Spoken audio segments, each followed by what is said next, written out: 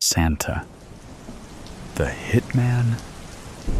The hospice smells like antiseptic and failed dreams.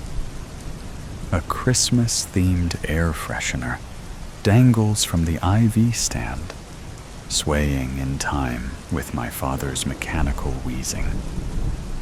It smells like cinnamon and regret. The fluorescent lights hum, drowning out the morphine's slow drip. Hi, I'm the man who never amounted to anything. The trophyless disappointment. If life is a race, I'm the guy who tripped in the first 10 feet and never got back up. 35 years old, still renting, and my most significant contribution to society is a viral video of me accidentally setting fire to a microwave burrito. That's me, proud owner of a pile of unwashed dishes and a credit score so low it could run for public office. I sit slouched in this corner, watching my dad suck on life like it's a particularly stubborn milkshake. He's enormous. Round face, round belly, round everything. A human snowman, melted into a hospice bed. The kind of guy who built his whole life on being likable. For 30 years, he played Santa Claus at the mall. Not just any Santa, mind you. He was the Santa.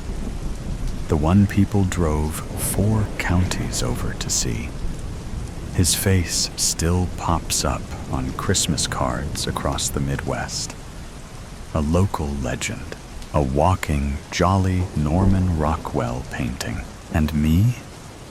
I'm the guy who gave him a $10 Amazon gift card for Christmas. You'd think that's why he's dying. The look he gave me when he opened it.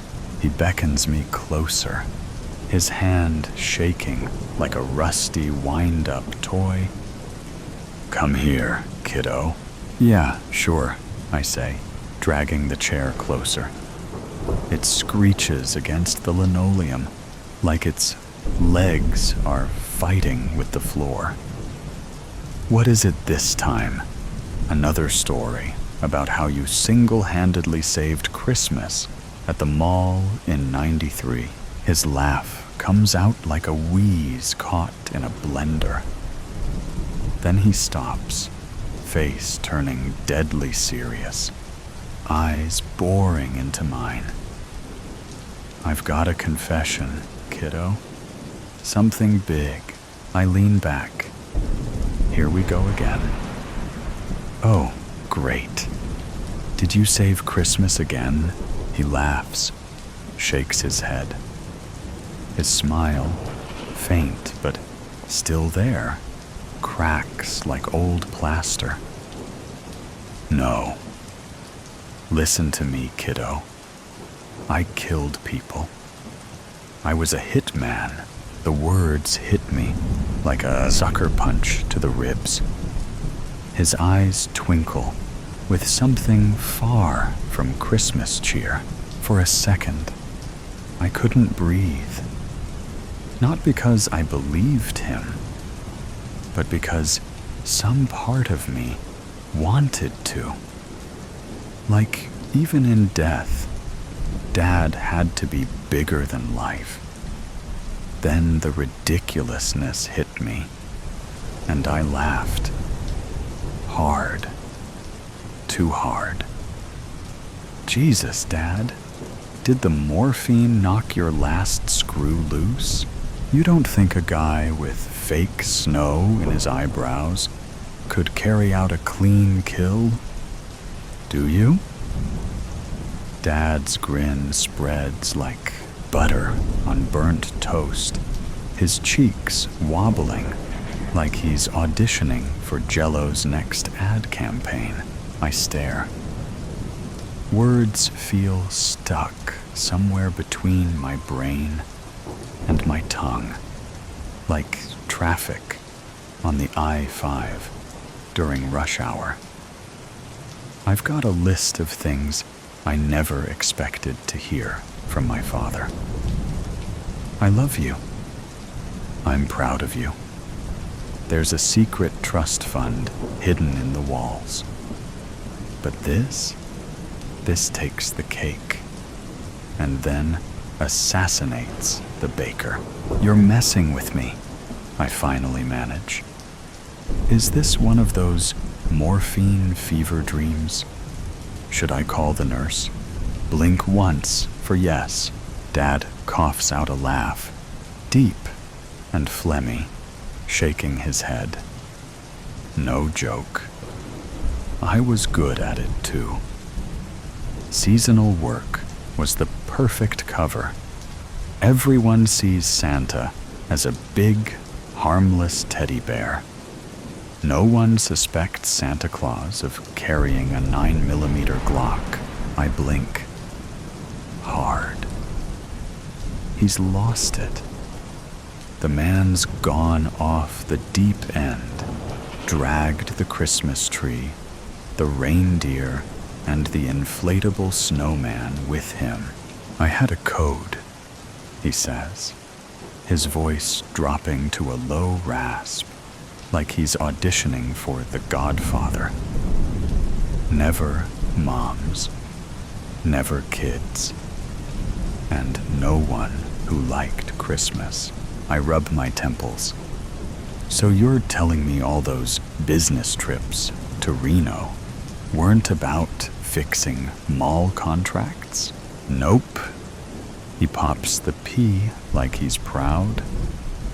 They were about fixing people. Your old man was a regular Mr. Clean. And you expect me to believe this? He leans forward, a Herculean effort given his state. Remember the upstairs neighbor at our old place? The guy who played techno at 2 a.m.?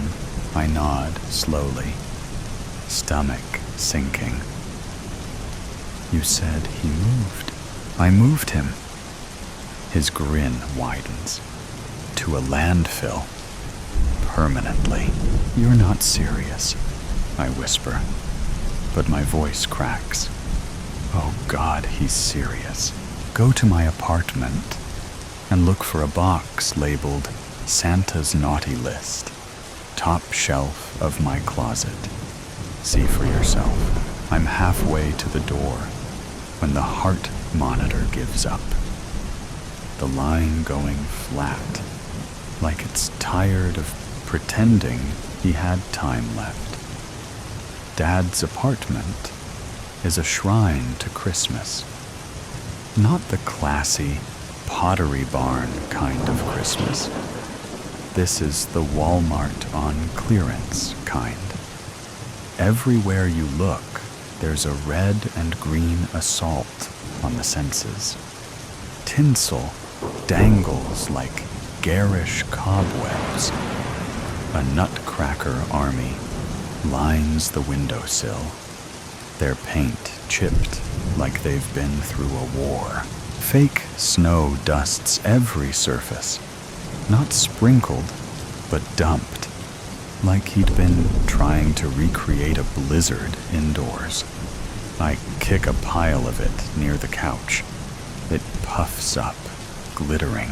The closet, though, that's where things get creepy. Rows of Santa suits hang in perfect order, sorted by decade. The 80s suits are polyester atrocities, faded red, like tomato soup, left in the sun.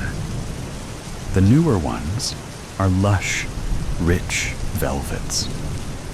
There's even a Santa pimp cane leaning in the corner. Because, of course, there is. And the smell? That weird mothball meets candy cane funk. It clings to your clothes, gets in your hair, I'd need 3 showers and a priest to feel clean again. That's when I see it.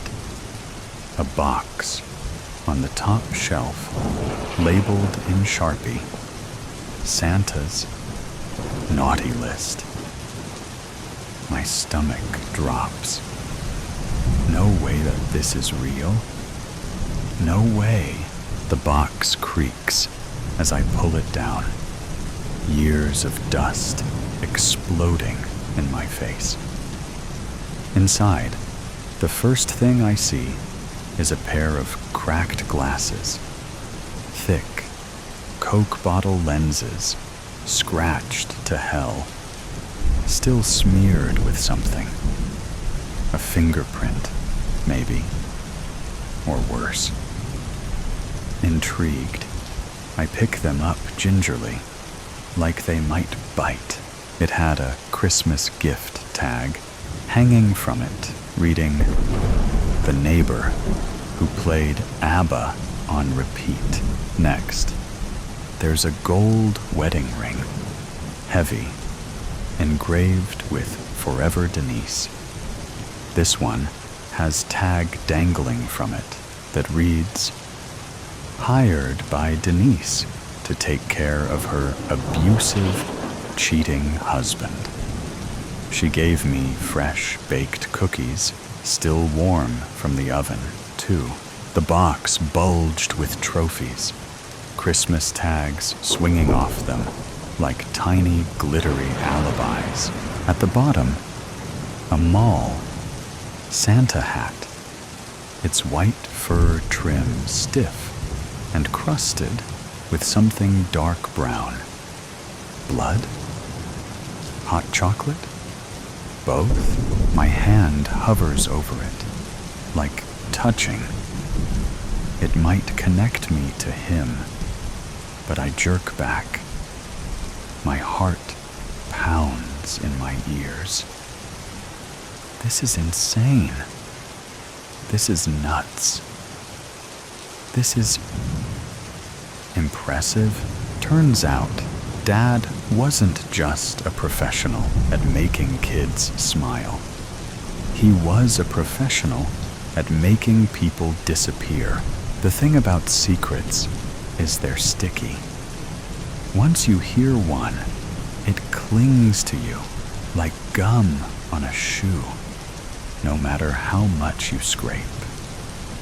Dad's confession isn't just sticking, it's metastasizing. The more I think about it, the more I see his life wasn't 2 separate halves. Santa and Hitman, jolly old saint and silent assassin. It's all the same guy. And now, I'm the one holding the bag. He's dead. The town's favorite. Mall. Santa. Gone to that big workshop in the sky. Kids will cry when they hear.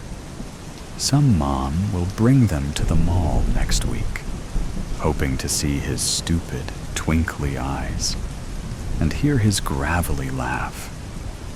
Instead, they'll get some substitute in a cheap suit, the kind who smells like whiskey and regret. That'll be Dad's legacy. A hole in the lives of every snot-nosed kid who sat on his lap, unless I tell the truth. If I do, it won't be crying kids. No. The whole town will lose its collective mind. Imagine this headline. Breaking news. Killer. Kringle caught dead. The local paper will have a field day. They'll dig up every photo of him, grinning in his red suit, surrounded by smiling children, and slap it next to words like murderer in bold block letters. The tabloids will pick it up. Every dumb podcaster with a microphone will start calling him the Silent Santa Slayer. And me? I'll be the idiot who ruined Christmas for the whole town. The funeral smelled like peppermint and formaldehyde. Someone decided Dad's last ride should look like an after-Christmas clearance aisle. Red and white draped the lid, as if trying to sugarcoat the whole thing. And of course, the mall workers showed up in elf hats, because nothing says, "We respect your dead father," like polyester and jingling bells. The service started with a speech from Jerry, the guy who managed the mall. Jerry had a voice like a dying accordion and the charisma of wet cardboard, but he tried. He wasn't just Santa, Jerry said, his words wobbling. He was Christmas. He saved Christmas. Saved it? Like he pulled Christmas from a burning building? You mean he sat in a chair for 8 hours a day while toddlers screamed in his face? Then came the slideshow. Dad with kids. Dad shaking hands. Dad eating cookies that probably came with handwritten death requests. And now it was my turn. I stepped up to the podium, clutching my notes. My palms were slick, my mouth dry. Every eyeball in the room locked onto me like I was the halftime show. Here lies Santa, the town legend, and here comes his loser kid. Fumbling for words, I cleared my throat. Dad was unforgettable, a safe start. Too safe. My hands shook.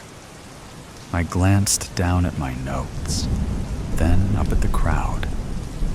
Their faces blurred. My brain buzzed because, my voice cracked. He was Santa. And a hitman. The room froze. A collective gasp sucked all the air out. Then Jerry laughed. The kind of laugh that makes you wonder if someone's choking. Santa? A hitman? More laughter erupted. Next, you'll tell us Rudolph ran a fighting ring. I blinked. The crowd thought I was joking. Thank God, I faked a chuckle. The kind that burns your throat on the way out. Yeah, I guess he really killed it as Santa, huh? The groans at my pun covered my slip-up, and I pivoted. Hard. But seriously, Dad was the most unforgettable Santa this town ever had. They clapped. Some people wiped tears. And me? I stared at the casket, wondering what was worse, burying the truth with him, or walking around with it, lodged in my head forever. The funeral was barely over when he found me.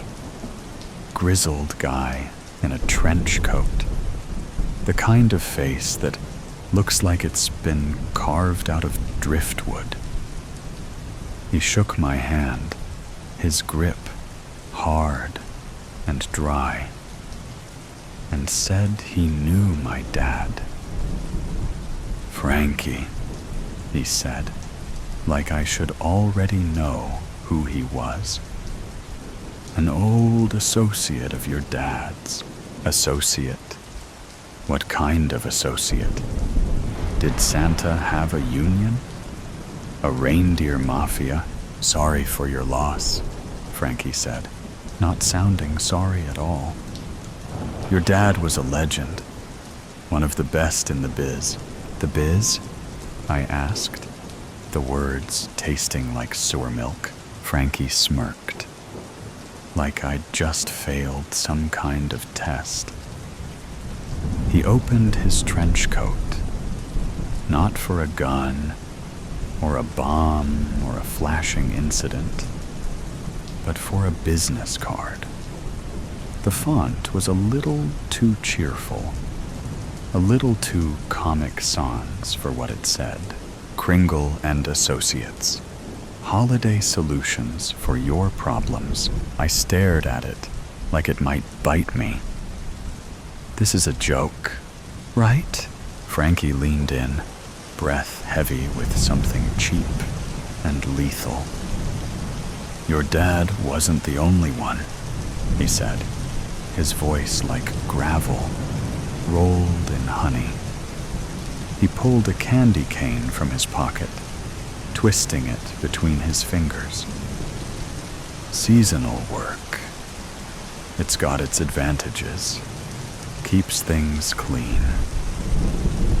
He paused, watching me, waiting, like there was something I was supposed to say. It's the perfect cover.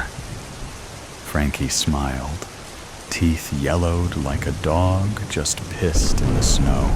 He straightened up, sliding his hands into his coat. Your dad always said you'd make a great Santa. You've got the look. My dad spent my whole life teaching me things I didn't realize were lessons. How to lie with a smile. How to disappear in a crowd. How to keep secrets. I always thought he was preparing me for life, but maybe he was just preparing me for this. Frankie's words hung in the air like cigarette smoke, clinging to my skin. I opened my mouth, but nothing came out. Frankie tipped an imaginary hat and walked away, disappearing into the kind of fog that makes you doubt he was ever really there. I looked at the card again, the words staring back like a dare. Kringle and Associates. Dad always said to find a job that suits you. But some jobs find you. In the distance, I heard bells. Maybe wind chimes. Maybe the Salvation Army guy packing up. Who knows? What I do know is that I hate kids. I love cookies. And I could probably pull off the beard. The Painter of Souls. It was the first time in 2 years that the group of friends had reunited for this trip. After many cancellations and unfinished plans, everyone had made an effort to make this outing a reality. They hadn't spoken much during the funeral 2 years ago, and it almost seemed as if their friendship would dissolve soon after. But through the video game chats they frequented, nostalgia and good memories rekindled the bonds that had weakened with the loss. They talked about how competitive Bennett had been in many of the games they played, how he would ask for rematches multiple times, failure after failure. They spoke about how he would have wanted them to spend time remembering him, just like this, with laughter and anecdotes. The three of them went from contacting each other through video game chats to messaging on their phones and making video calls. We should go on the trip, Arlo had suggested one day during one of their group calls. There was a long silence before Thiago said, "Do you mean..." "Yes, Arlo confirmed. The travel plan Bennett shared days before. Before what happened, are you sure? Roman asked. It was his idea, and he was the most excited about it. We never understood what had motivated him so much to organize this trip. He wanted us to meet someone, Arlo said. That's the only thing I remember. Someone in the middle of the rainforest? Thiago inquired. Well, it was also a sightseeing trip around the city, and a chance to visit many of the famous archaeological exhibitions in the area. The museums, too, added Arlo, who had, in fact, graduated in art history. And what about the person you said he wanted to find? Roman asked. I suppose we don't have enough information to look into that, Arlo observed. That's why I suggest we take the trip in his honor and try to enjoy it as the four of us would have. You know? That's not a bad idea, Thiago said, encouraged. I could use a holiday. I need to get out of here. An excuse to take a break from my business. And when was the last time we traveled together? Roman added. Let's do it. Just like that. The three of them made their preparations for the trip on the following weeks. They looked up information about their destination and its tourist attractions, paid for their plane tickets, and agreed to meet at the airport 2 hours before the flight. On his way to the airport, Arlo had decided to stop by Bennett's house. He knocked on the door, and it was Bennett's mother who answered. The woman looked at him in surprise, but she immediately moved to hug him once she recognized him. My goodness, Arlo, it's been so long. I wasn't expecting to see you after the funeral. Come in. Come in. She invited him inside. They entered the living room, where photos of Bennett with his siblings and parents filled every corner of the room. Arlo avoided looking at them as his mother offered him a seat. No, thank you. He smiled politely. I was just passing by to let you know that I'm going on a trip. Actually, the three of us are going. It's a plan Bennett shared with us before he left. The woman nodded, perfectly understanding what he meant. Yes, the trip. He wouldn't stop talking about it. I'm so glad the three of you have decided to go. Bennett would be so happy to know this.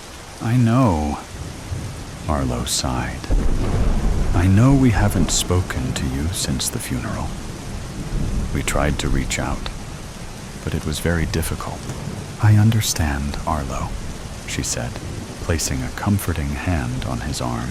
I just wanted to stop by to tell you about our plans in person, and also to see his room one last time. I hope that's not too intrusive a request.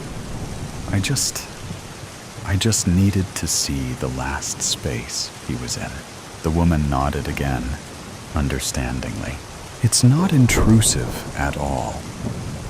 Go ahead, you can go in. To be honest, it's a relief to have someone else in that room, even if only for a few minutes. My husband and I are starting to feel the deep silence coming from it. His mother remained in the living room, while Arlo climbed the stairs to the room. He opened the door, and immediately, the unmistakable scent of Bennett's deodorant reached his nostrils, mixed with the smell of a closed-up room and the dust floating from the shelves. Most of his belongings and clothes were packed away in boxes that the family would donate to charity. But the posters and printed images on the walls had not yet been taken down. Arlo stepped closer to observe them carefully. Bennett used to draw a lot in his spare time. Despite having graduated in computer science and cybersecurity, his true passion had been drawing and sketching, something he had dedicated himself to in his free time, both inside and outside of university. On the wall were drawings that seemed to depict them, the group of friends, peculiarly colored in primary colors. In some drawings, Roman and Thiago were shaded in pink tones. In others, a slightly more purple hue.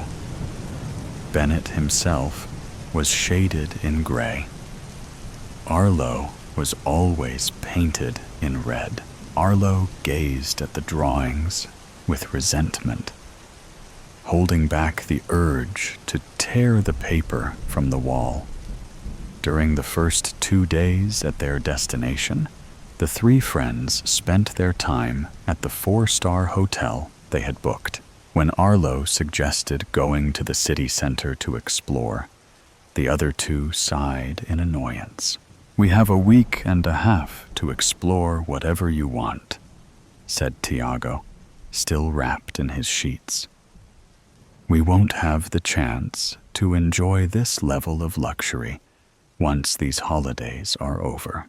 You're the one finishing a PhD in history and art, Arlo. You can go without us," added Roman as he put on his swimming trunks. Getting ready to head to the pool, Arlo irritably reminded them, "This trip is for Bennett. You know he would have wanted to see the exhibitions and museums. You've been saying that for weeks," Roman retorted, turning to face him. "What's with the sudden interest in what he wanted to explore? If I remember correctly, you always ignored all the drawings and paintings he tried to share with us." Now Thiago sat up on the bed, watching his friends as they confronted each other. "What's gotten into you, Roman?" Arlo asked. "I don't know. Why are you making us feel like you're the one who cares the most about his death and his final wishes? We mourn his loss too. Don't try to act like you're above us with your false moral code." Arlo simply pulled a small, crumpled note from his pocket and shoved it in Roman's face. This is the place he wanted to visit, along with the name of the person he wanted to see. Roman snatched the paper to read it himself. Thiago got up to take a look as well and asked, "Was this what you went to get from his house?" Avoiding the question, Arlo said, "I'm not trying to impose some false moral code on you. It's normal to feel guilt, but the best thing we can do is show a bit of interest in what he loved. That's all I'm trying to do." With that, he left the room. Thiago and Roman exchanged uneasy glances. "I have no idea what's going through his head," said Roman. Thiago shrugged, though his expression remained troubled. "You heard what he said. It's normal to feel guilt. I'm sure he's going through the same thing." An hour later, the three of them made their way into the city, stopping by the tourist spots they had planned in advance. This time, however, the excitement they had initially felt for the trip was gone. A sense of impending doom loomed over them, and there was nothing they could do to dispel it.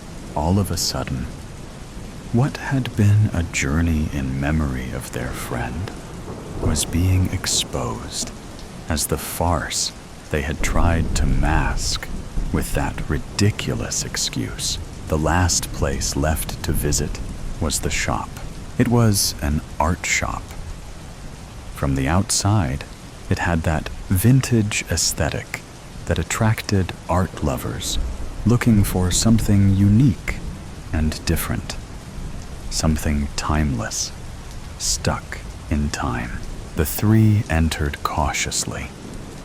The shop was empty, and the light streaming through the glass windows fell upon the golden and bronze frames of the various paintings hanging and stacked everywhere. All the paintings depicted people, some in groups, others alone.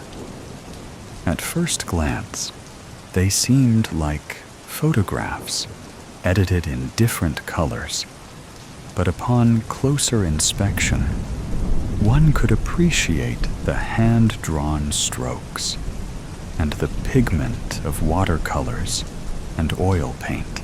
The style of these paintings looks familiar, Thiago murmured. Without much enthusiasm, Roman nodded. Yeah, this is exactly how Bennett used to draw. The characters in the paintings were painted monochromatically. Each person in each painting had a certain tone of color assigned to them. Some colors were more intense than others.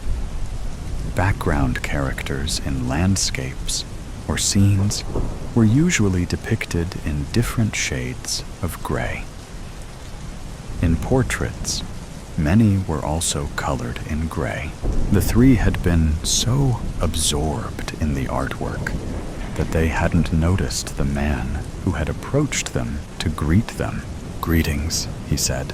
The group startled and turned their attention to him. The shop owner wasn't as old as they had expected. He was likely in his mid-30s. He dressed just like one of them, except for the paint-stained apron he wore. His eyes were a peculiar silver color that stood out in the dim light of the shop. "We're looking for Keita," Arlo stated. "That's me," the man confirmed, pointing to himself. His strong West African accent was evident in his words. "I've been expecting you. Did Bennett talk to you about us?" Thiago stammered. With a rather calm demeanor, Keita tilted his head as if the answer was somewhat complicated. "He spoke to me about you the first time he came here. But that was also the last time I ever saw him," he said, turning to search through a stack of paintings behind him. Carefully, he pulled one out. "Exactly 2 years ago. This is what I painted." Keita placed the painting in front of them. Roman paled at the sight of it. Thiago still couldn't understand, and Arlo remained silent, pressing his lips together. The painting was a reproduction of a real photo. The four of them had taken 3 years ago on a road trip to the mountains. The picture had been taken with a camera set on a tripod. However, in this painting, only Arlo, Roman, and Thiago smiled at the camera, standing in front of a rocky landscape with waterfalls cascading into a lake. Bennett appeared as a gray shadow in the background, at the edge of the lake, a few meters away from them. Beside him, another gray figure crouched at Bennett's feet, as if crying. It looked like the figure of a woman. In the painting, Arlo was colored in a deep red, while Thiago and Roman were shades of maroon. "Where did you get this from?" Arlo demanded. "From the truth," Keita answered. "You guys remember exactly what happened that day, don't you?" No one answered. The silence itself was confirmation. I can see the color of your souls from miles and miles away, the artist continued. I don't need to know you to start painting what each of you inspires in me. His tone became more accusatory as he went on. Bennett had this gift too. He came to me because he wanted to learn more about it. And you, Arlo, you knew that. Roman turned to Arlo, stunned by such information.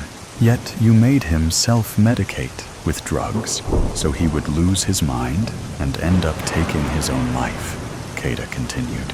I didn't want Bennett to die, Arlo protested, raising his voice. For the first time in years, he seemed to be losing his composure. I just wanted him to forget and stop painting those damn drawings. He was going to get us in trouble. You wanted him to forget her? Kata asked.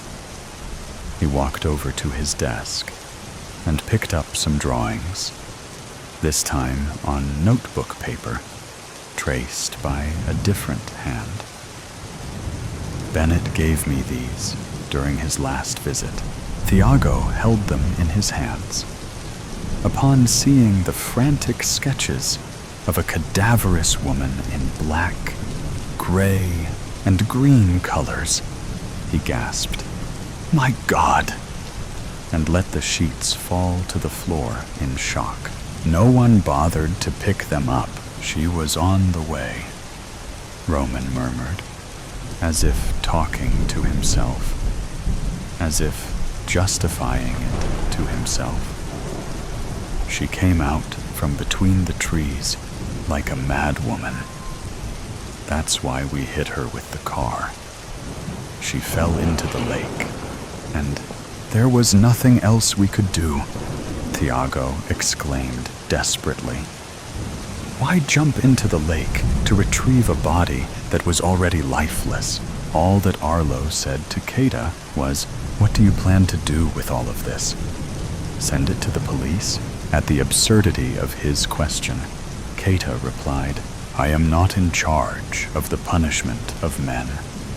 Justice will be served, but not by me."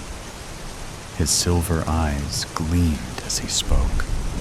Just keep in mind that now 2 souls are tied to your fate. As soon as they left the place, the 3 of them didn't say a word to each other until they reached the hotel. The following day, each took their flight back home.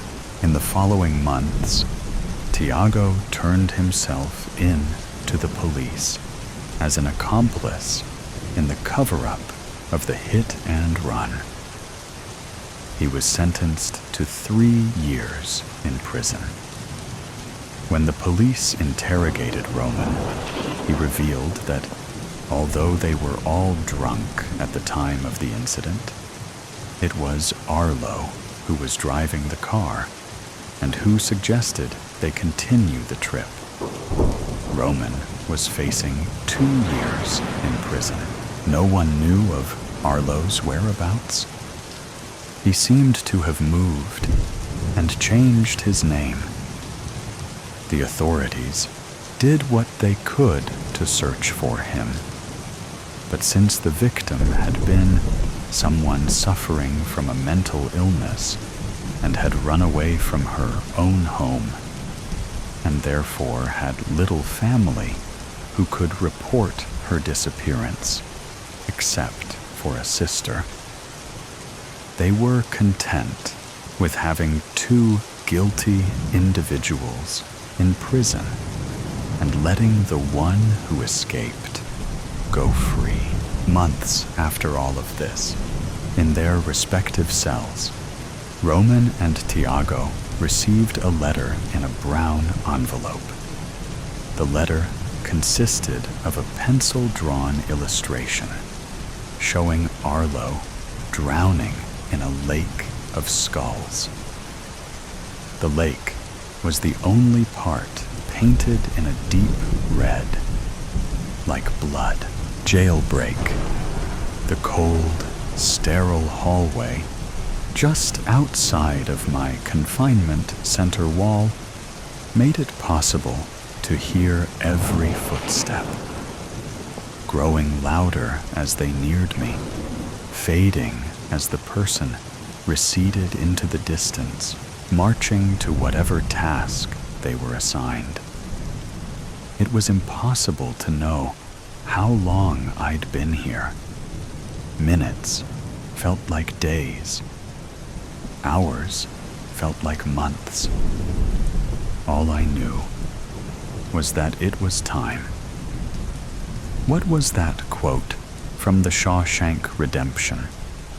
Get busy livin' or get busy dyin'. It was now or never. I'd spent the last several months learning the patterns and rhythms of this facility, and I'd discovered that it was possible to make an escape undetected. It was, however, highly improbable. The odds of being discovered were astronomically high, and the consequences ranged from merely being returned to captivity, or, well, one simply had to come to terms with the risk being worth the reward. My mind was made up. The door to my cell was never locked, interestingly enough. The reality was I could walk out at any time, but that didn't make me any less of a captive. They knew that I couldn't just leave, and that made them reckless with this one very simple security measure. There were others here, too, held in similar circumstances as myself. If my plan was to work, if I could make my way to freedom, there would be new protocols put in place. The others would feel those consequences. That thought had kept me from trying to escape before, that my freedom would lead to their pain. But as the days and months wore on, I'd shoved those thoughts aside.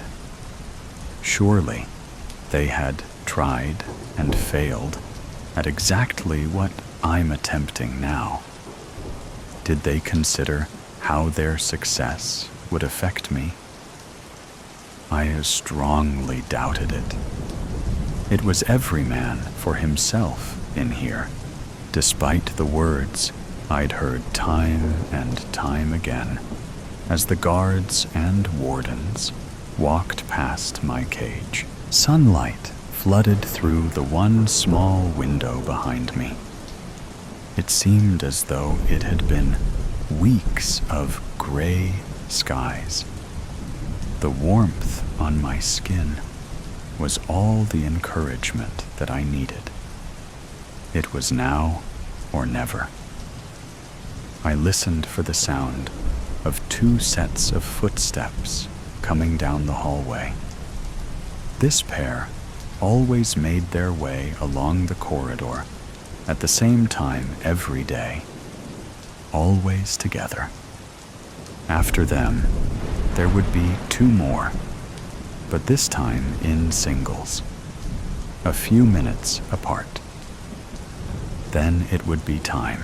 They all needed to see me, to know I was still here. Their complacency must remain intact for my plan to succeed. The faint sound of 4 feet making their way towards me finally could be heard. The steps grew louder, keeping pace with the increasing pounding of my heart as I knew the time had come. Louder, louder, my pulse began to increase. I had to bring it down. This cannot be done if I can't control my nerves? I felt my hands begin to shake a little with the increased adrenaline. Sweat began to form ever so slightly beneath my arms. I had to get control. I took a deep breath and let it out slowly. Then another. Then another. I cleared my mind of what was about to take place. I didn't need to go over the plan any further. I knew it well. I just needed to move with calm deliberation. Another deep breath. I felt my heart rate begin to slow. Another deep breath. My hands steadied. Then the plodding footsteps came to a stop just beyond my door. "Hello in there," came the much too delighted voice of the middling drone on patrol. He was happy to be here, happy to be in the slightest position of power over me. Had a few things gone differently, maybe it would be me out there and him in here. I like to think that I'm better than him, though. I'd help with someone's escape plan if I was alerted to it, not ratted out. Or, at the very least, I'd look the other way, but not him. No, he derives meaning from this tiny amount of authority. I won't give him the satisfaction of getting even a hint of what I'm about to do. "Hello, sir," I reply back, attempting to soften the terseness that I want to convey. The woman who patrols with him never acknowledges me.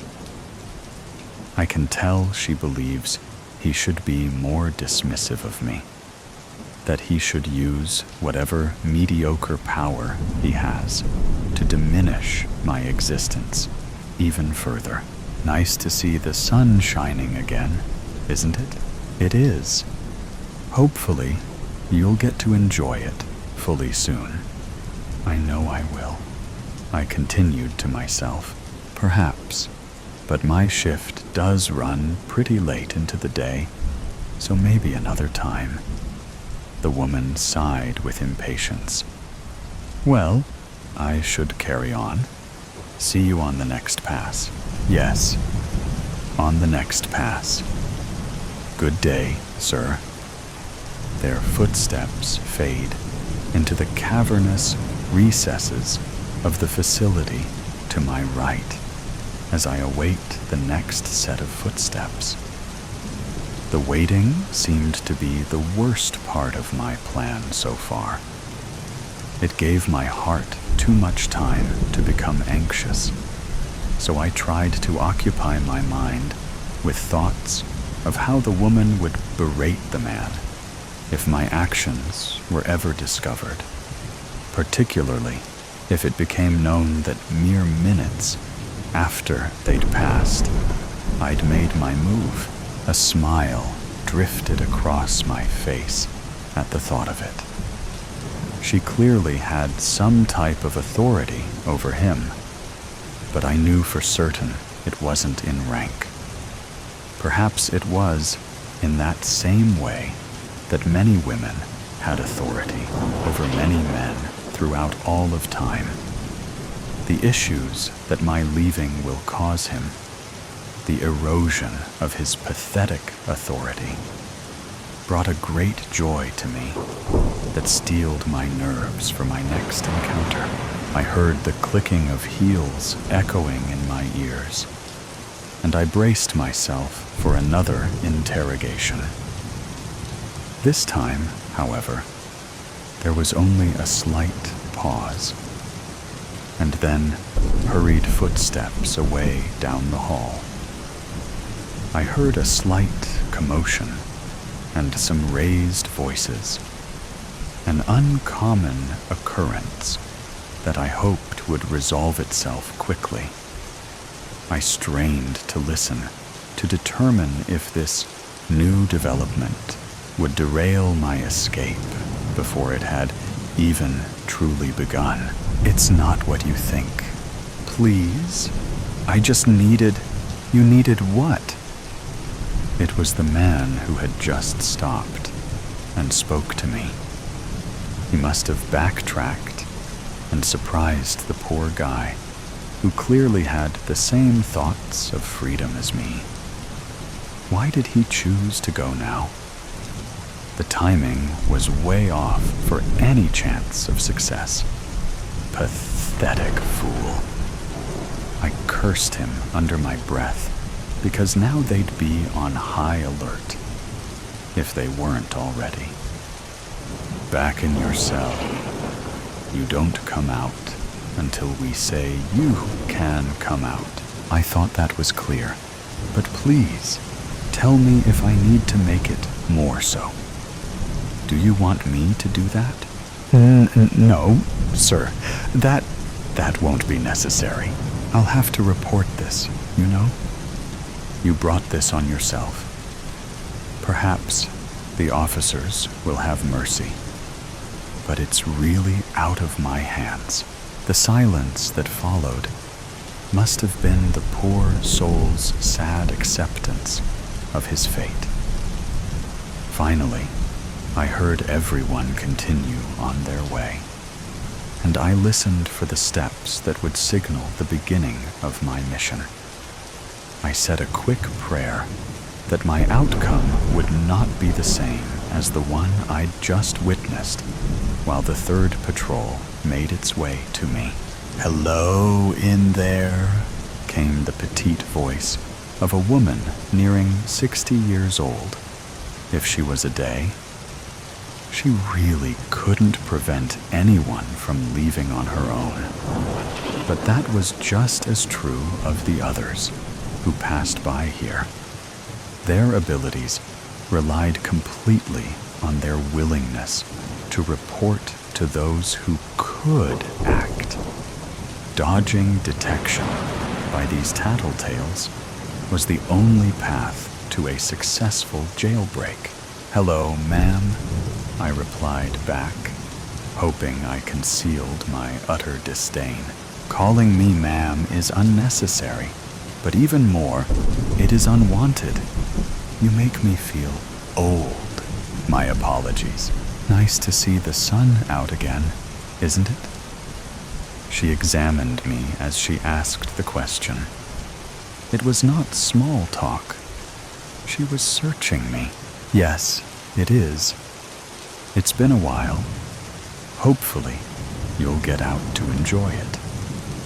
My heart rate began to rise slightly as I replied. Her eyes pierced into mine as I took slow, deliberate breaths to calm myself. I can't imagine I appeared nonchalant, but hopefully, at the very least, I wasn't giving away my intentions. Well, I have a long day here, so it's hard to say, she said at last. My heart beat began to return to normal. See you on the next pass. Yes, on the next pass. Good day, Ma. I caught myself before the word fully formed. Good day, miss. She smiled at that, turned, and began to slowly walk toward my right, just as the others had. When I heard her steps turn the far corner and vanish, it was time for me to go. I stepped out slowly, looking both ways. The coast was clear, so I hurried to my left, careful not to break into a run, as the sound of my steps might give me away to someone I couldn't see. Around the corner to my right, there was a large desk and 2 chairs. I had discovered that this desk was only occupied 2 days a week. Today was not one of them, so I slipped behind it and waited. Now my heart was racing, but that was of no concern. If I was seen at this point, it was all over anyway. I only needed my nerves to stay intact enough to remember my plan. And if I'm being honest, the adrenaline would help my focus. This next part was crucial. I peeked under the desk and waited. Soon 8 sets of shoes appeared from the direction I needed to go. They would pass this desk and then break off in 2 separate directions, as they always did. I had never seen them, but I could hear them from my cell. If they saw me behind this desk, I was done for. It was the biggest risk to my plan that I was aware of. But they always seemed so engaged in chatting with each other that I felt like it was a risk worth taking. I tried making myself as small as I could and steadied my breathing. One glance in the wrong direction by any of these 8 sets of eyes could cost me everything. I closed my eyes and just listened. It sounded just like it always had. This group was all men. They were young and constantly spoke over each other, trying to one-up the last story, get a bigger laugh, be a bigger idiot. But their youth didn't make them any less dangerous. In fact, it was probably the opposite. They had more to gain by exposing someone like me trying to escape. Thankfully, they seemed to be their normal, obnoxious selves today. They loudly caravanned past me, but then they stopped abruptly. That wasn't normal. Did you hear that? One of them asked no one in particular. The group continued to jabber on. Wait. Shh, he said more forcefully. Panic began to form in my chest. I tried to make myself even smaller and more invisible underneath the desk as I held my breath, desperately trying not to make even a whisper. When the whole group was fully compliant in listening intently, the questioner let out the longest, loudest, most foul flatulence directly at my hiding place. He erupted in laughter as the rest of the group had mixed reactions of laughter or complete disgust, while I did my absolute best to not give myself away. A cough building in my chest as my eyes began to water. At last, the group moved on, splitting into 2 groups of morons, as was the usual course of action. When the sound of both had sufficiently faded, I collapsed onto the floor and allowed myself the smallest of coughs to clear my lungs before peeking out to be certain I was alone. The next doorway I needed was down the hall, where the dangerous imbeciles had come from. Once I went through those doors, I was in foreign territory. I had no idea what the comings and goings would be like, so I'd have to maintain strict diligence of focus. Certain that no one could see me, I crept from my safe zone and stayed low and against the wall, heading to the next door. I put my ear against it and listened. Silence. I cracked it open and slowly entered the next room. To my left was a bank of elevators. To my right, a restroom. But the hallway was empty. I stepped into the open and was deciding on whether an elevator or the stairwell was riskier when I heard voices approaching the door at the far end. Without a thought, I leapt to my right and into the restroom. I pushed a stall door open, closed it quickly behind me, turned the lock, and climbed onto the toilet, using my hands to balance against the walls of the stall, formulating a plan of what to do in the event that the group followed me into the restroom became unnecessary as I heard them pause outside of the door and briefly chat before moving away. I wasn't sure where they had gone, or even if all of them had left. But I had to keep moving. I had no choice. I slipped out of the stall and poked my head out of the restroom. The hallway was once again empty. I decided to take the elevator down. There was an equal chance of an encounter with someone either way, but at least the elevator was faster. I needed luck for this to succeed, at this point anyway, so I pushed the button. The cables and gears of the elevator working sounded as though they were beckoning the whole building to take notice of the fugitive awaiting the doors to open. It felt like days passed, but finally, the elevator arrived. I was prepared to flee to my restroom of refuge if someone was in the car. But fate shined on me and I stepped inside and pushed the fear of having nowhere to run deep inside as the doors closed in front of me. I had to get down 4 floors. If I could do that, I would be able to taste freedom. To this point, my vanishing act seemed to have gone unnoticed.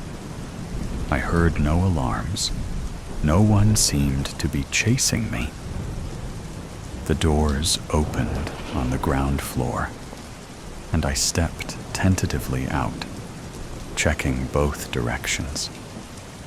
The lobby that the lift exited to was empty, aside from a few chairs and one low table. There was one guard station I had to get past, and then I simply needed to keep moving, far away from this place. The guard's head was down, distracted by whatever was keeping him glued to his phone. He didn't know me. I could simply walk past him, but even that seemed like a risk. It was not the time to get sloppy. Hugging the wall, I walked closer to the officer until I felt I had no choice but to crouch down. I still needed to move quickly in case anyone from the 4th floor found their way down here. But I'd have to do it from the ground. I laid flat and began to army crawl along the edge of the guard station's massive marble desk. When I'd reached the other side, I edged close to the wall again and inched my way to a standing position and began to walk. "Sir! Hey! Mister! Hey!" Panic. The guard must have finished his TV show at the worst possible time. I glanced back to see him getting out of his seat and coming my way. "Sir, you have to come back. Sir, you can't leave." Bet. I erupted into a sprint down the long hallway with windows on both sides. If anyone from the 4th floor could see me, it was all over. You have to sign out. You can't just leave. Sign out? No way. The guard was gaining on me. He was fast, not like one of those lazy guards you'd see on TV who'd rather eat a donut than do a push-up. He was going to catch me before I could get off the grounds. It was over. I blasted through the door to the outside world and took the steps down 3 at a time. I heard the guard right behind me, closing in fast, just as a car pulled up and screeched to a stop. The door flung open. Get in.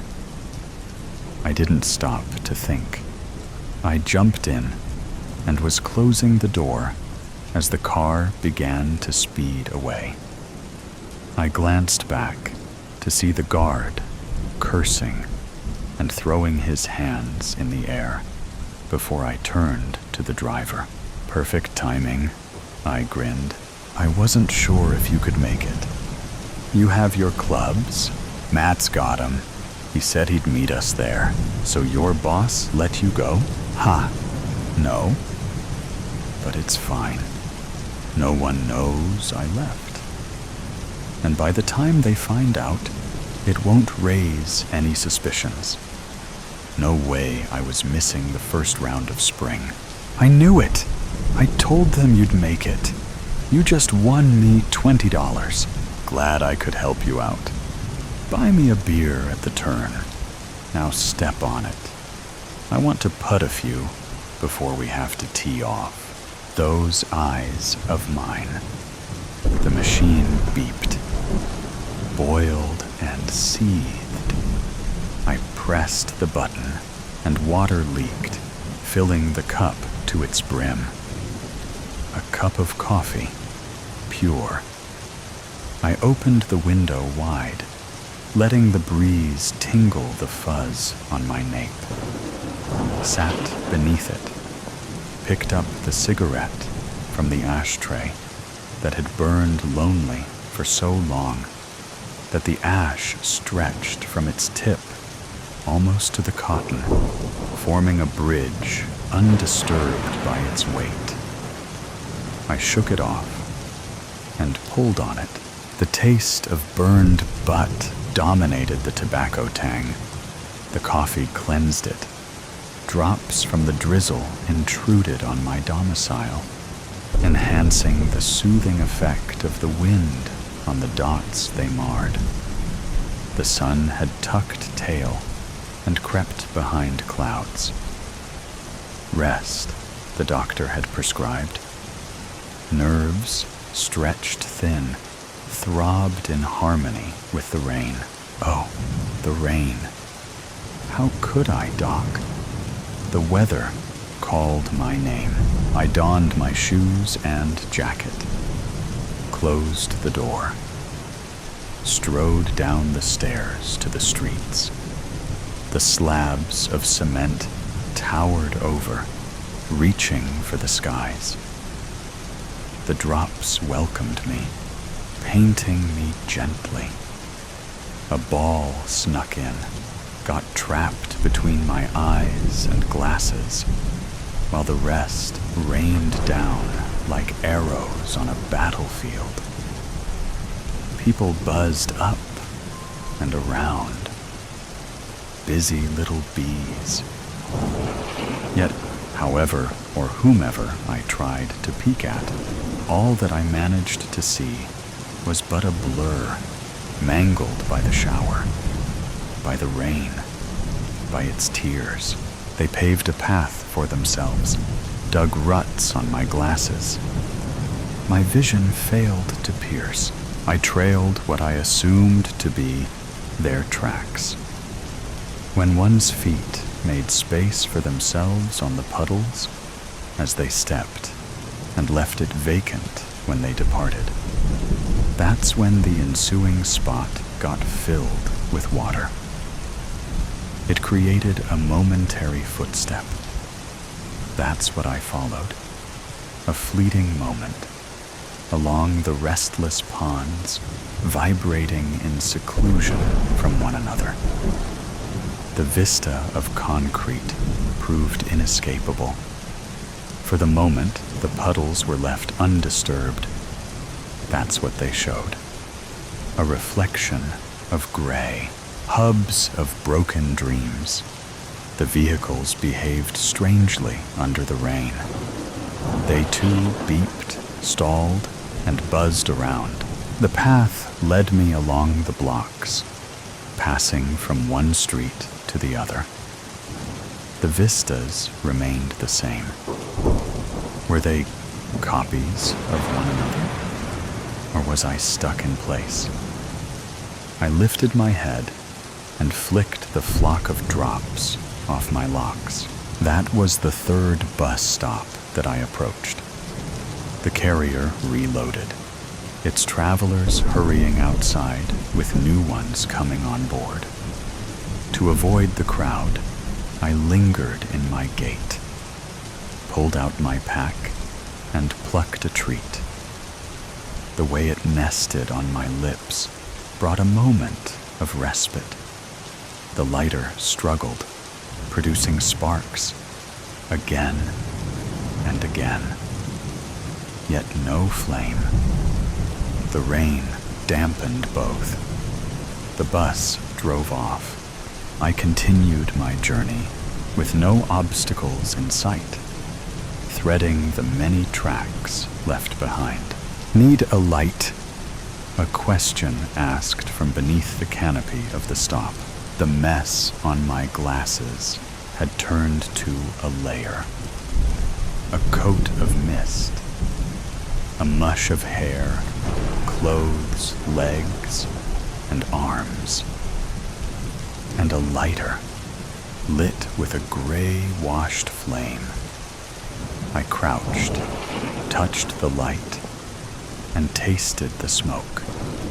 Pulled my head back into the rain. What? You'll just leave? The tender voice continued, anchoring me on the dock. I pondered. Was one cigarette enough? No. I towed 2 butts out of their home and returned the gesture. My glasses slid as I crouched, parked on the peaking bone of my nose.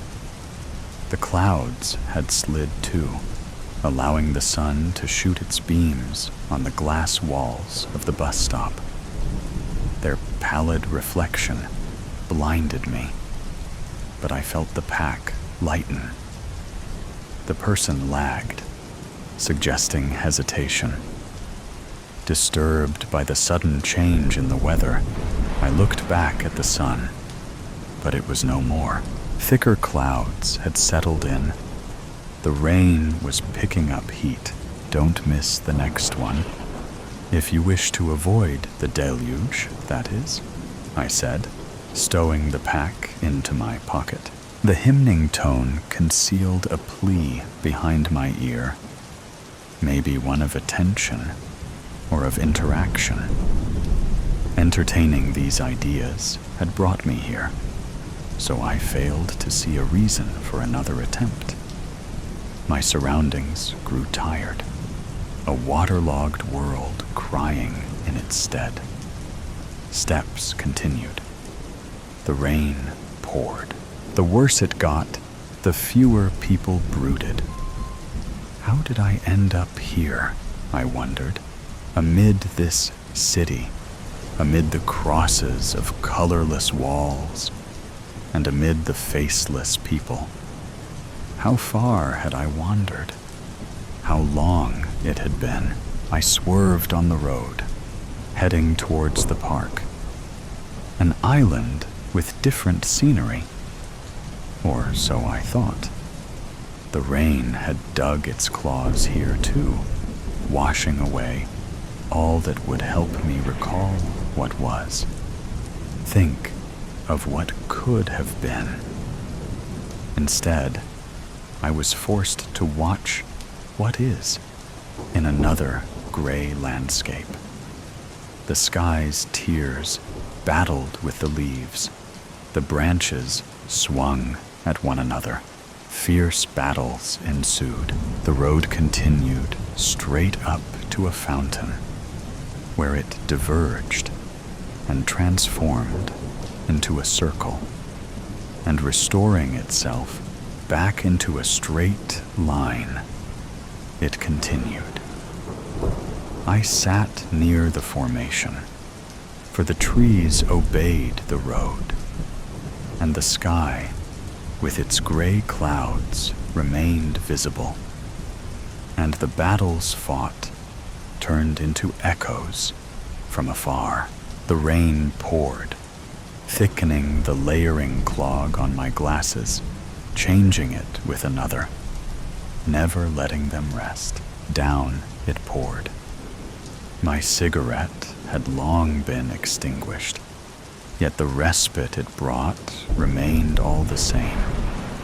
And so, I kept sucking on the wet cotton. Lost, I dabbled with questions I knew I shouldn't ask. A man's worst enemy was his own mind. I had hoped for the rain to wash away the colors of my brain too. But they remained, blinking ever so often, showing me what was.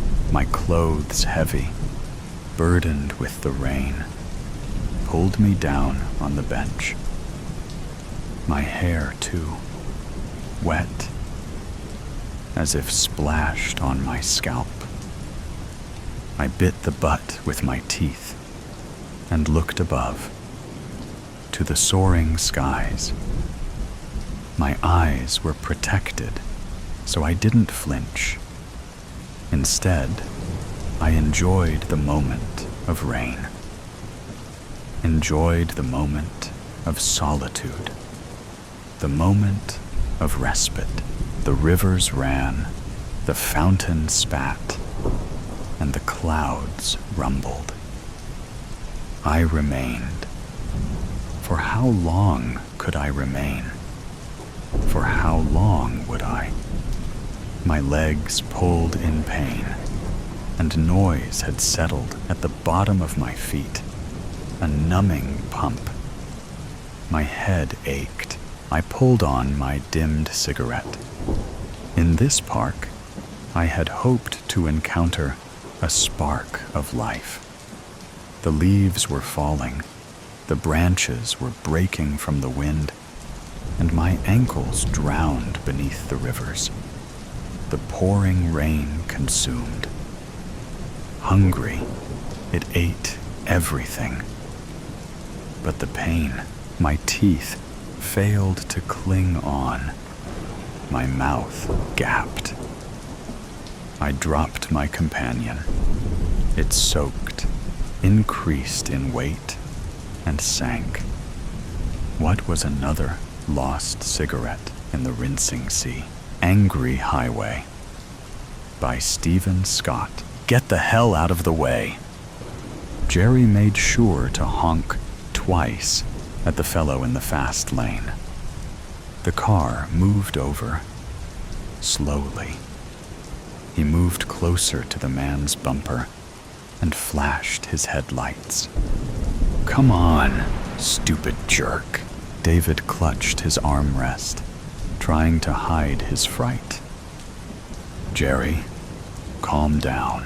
He sped past the car, glancing over at the elderly man. What? You siding with that idiot? He was blocking the passing lane. David, hoping to dodge the blunt words of Jerry, countered with a calm voice. Well, you're almost 15 over the limit. Jerry glared at David sternly. I'm the professional here. The trainee sighed, revealing his agitation. Do you want to ride with me or not? Not liking the hostile tone, David sighed. I just want to learn the procedures. Jerry set the steering wheel between his legs. reached inside the bag and pulled out his hamburger. He ate it, then glanced at his newspaper. David somehow hid his panic, reached over, and took hold of the steering wheel. "What the hell is wrong with you?" Jerry asked through his bites. "Just helping you out. I don't need your help. I do this all the time." David released his grip, fought his own irritation at Jerry's tone. David was the new guy and wanted a job, and certainly didn't want to piss off his trainer. He found a neutral subject. "So, how long does the route take you?" "Some days it's longer," Jerry said between chews. "Some days I have to go to Weatherford or Mount Vernon. It depends on what the physicians in those towns need. It's pretty easy. I listen to the radio a lot. Eat when I need to. Take a dump when I need to. Seems like a lonely job. It can be." He put down the food and paper and braked as he approached a slow truck. The highway reduced to 2 lanes, taking away a safe way pass. "Move it, jerk." It moved to the right slightly, but Jerry could not see around it. The truck slowed. "Move over, dipshit." Jerry pushed on the horn heavily. "I can't see." Although he saw a hill, he decided to go anyway. Pulling completely in the oncoming lane, he revved up the engine. A sports utility vehicle emerged in front of them. He sped up more, determined to get back over in front of the truck. The SUV slightly moved to the right while honking. Jerry accelerated his small pickup. "Shit," David whispered. He clutched the handle above his window as everything in his chest froze into a block of ice. Jerry zipped back to his lane with seconds to spare. Hearing both trucks honk at him, he stuck one hand out the window and extended his finger. "Jerks," he mumbled. David clutched his chest, breathing heavy. "Jerry, you may have been doing this a long time and used to pulling stunts like that. If you want to play with your life, that's fine. But you're also playing with mine." "What? It's their fault? The SUV or the truck should have pulled over or slowed down. There's no shoulder." Their argument was lost in a high-pitched sound. A glint flashed across the rearview mirror. It happened again. The noise and flashes increased, as if gaining on them. The unassuming SUV had donned lights and sirens. The flashing red lights from inside the cab looked angry, and the flashing headlights played a game of gotcha. Jerry cursed and slowly pulled over. The window slid into the door, and Jerry glanced back at the highway patrolman. "License and registration, please." He handed both to the patrolman. "You don't have anything better to do?" The patrolman's head snapped up from examining the documents. "Sir, wait here while I check on something." He rolled the window up to guard from the Texas heat. "I can't believe this guy. I can't believe you," mumbled David. Both sat quiet, letting the air conditioning keep them cool. Eventually, the patrolman returned. "Sir, you've had 2 moving violations in the last 18 months. I'm citing you for reckless driving and improper lane change." What? Jerry exclaimed.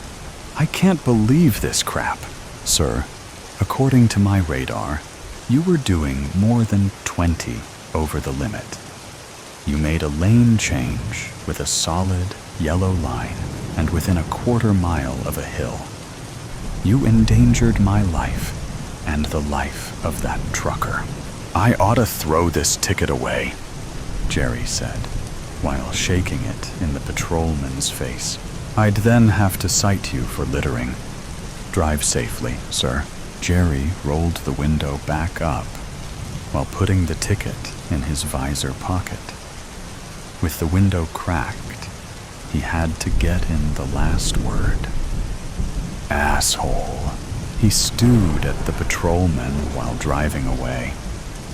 As the sun set behind him, it seemed to cool his temper until they reached Fort Worth. Jerry stayed in the passing lane, honking at anyone traveling too slow and making abrupt lane changes.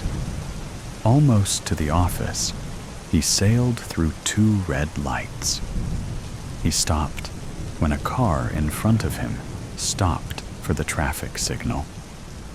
As soon as the light turned green, Jerry honked. Move it, dipshit. It's green. Reaching the office, he took the documents inside and turned them into his boss. He showed David the proper techniques for checking the documents in and checking out for the day. So that's the life of a courier. What do you think? David stepped close and stared at Jerry angrily. I may be new here, but you were downright reckless and unprofessional today. I'm willing to keep this between you and me today. But if I ever hear of you acting like this again, or see it, I'll go straight to the offices about it. Jerry laughed when David turned and walked away. What does he know? I'm a good driver. I'm a professional. It was their fault. Pushing the accelerator hard, Jerry passed the slow driver. Jerk, he said while honking. Still angry about David's tirade from yesterday, Jerry tried to imagine how he could have handled the situation better. I should have told him I've been driving courier for 10 years, and he should keep his mouth shut, or I'll shut it for him. Or I could have told him to go to hell. Maybe I should have. His mind snapped to attention when seeing another slow-moving driver. Glancing at his speedometer, Jerry noticed he traveled nearly 90. What is today? Everyone drives slow today? Asshole, he yelled while passing the car. Hearing a horn, he saw the car in the oncoming lane. Accelerating, he zipped back into his lane with a few seconds to spare. A yawn deflated Jerry's ire. The sun started to drop in the western sky, taking away the gale force winds. For a split second, the beautiful orange glare took away his temper. The highway seemed lonelier today. He actually missed David in the car. Occasionally, he did train a new driver, which was something he enjoyed. His stomach moaned. Jerry sped faster, wanting to get to a restaurant in the next town, then drop off the last bit of pharmaceuticals, then head home. The car seemed relieved as well when the engine stopped. Stretching his back and arms, Jerry tried to awaken his stiff, atrophied muscles. Popping his joints, he looked forward to a nice meal. Sitting at his oirate booth, he did not even glance at the menu. The familiar waitress appeared. Somewhere between fit and heavy, she had aged gray eyes that had plenty of wisdom, but mostly from hearing stories.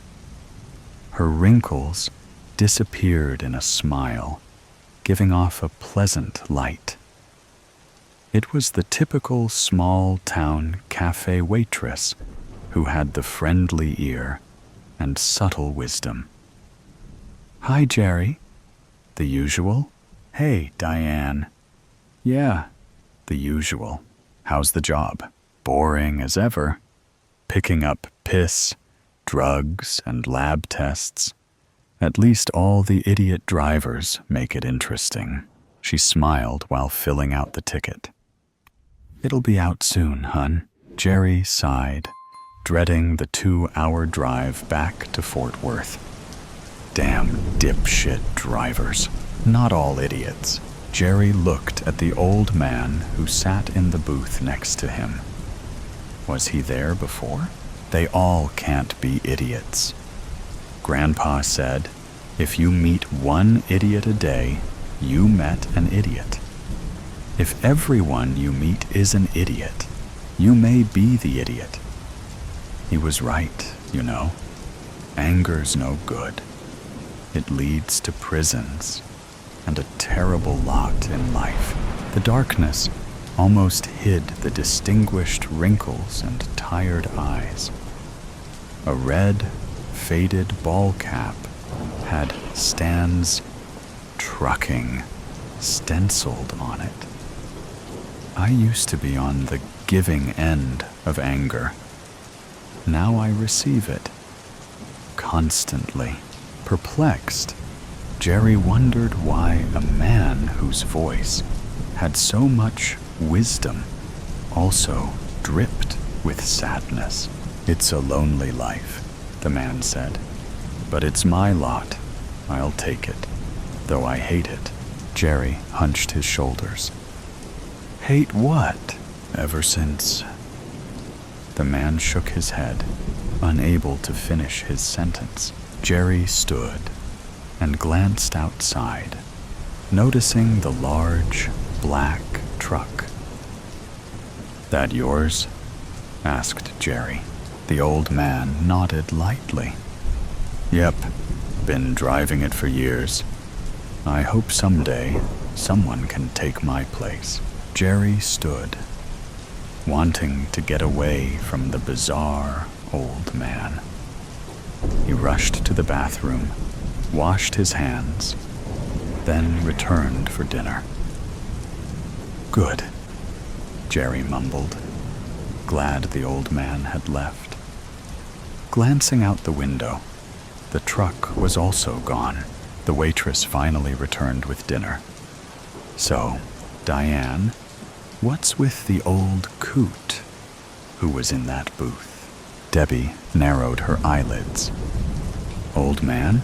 The one in that booth there," Jerry said, pointing at it. Debbie put her hands on her hips. "I haven't sat anyone in that booth tonight." Jerry looked towards the other booth, wondering if he perceived the sitting arrangement correctly. No. A woman and her child sat there, and he remembered them. He pointed outside. Remember, his cap said, "Stan's Trucking." "Wait a minute," she said disdainfully. "The old man with the Stan's Trucking ball cap?" Jerry nodded, finally taking a bite of his steak. Her voice changed, with a mixture of eeriness and joviality. "Ooh, honey, you've seen a ghost." "I don't believe in ghosts. Legend has it, a guy named Stan disappeared on this highway about 20 years ago. His truck had this route to Abilene, but truck and driver disappeared. No one ever found him or his truck. Jerry shook his head. No way. The guy was here. Probably a new guy for Stan's Trucking. Well, if he was here, said Debbie, he stiffed a check and my tip. And I didn't have to bus the table. Jerry shook his head while finishing his meal. A large semi sped by, spreading the dry Texas dirt behind it, along with the carbon monoxide. Jerry coughed. Wiggling his keys, Jerry unlocked his small pickup and got in. The last delivery. Finally, he could go home.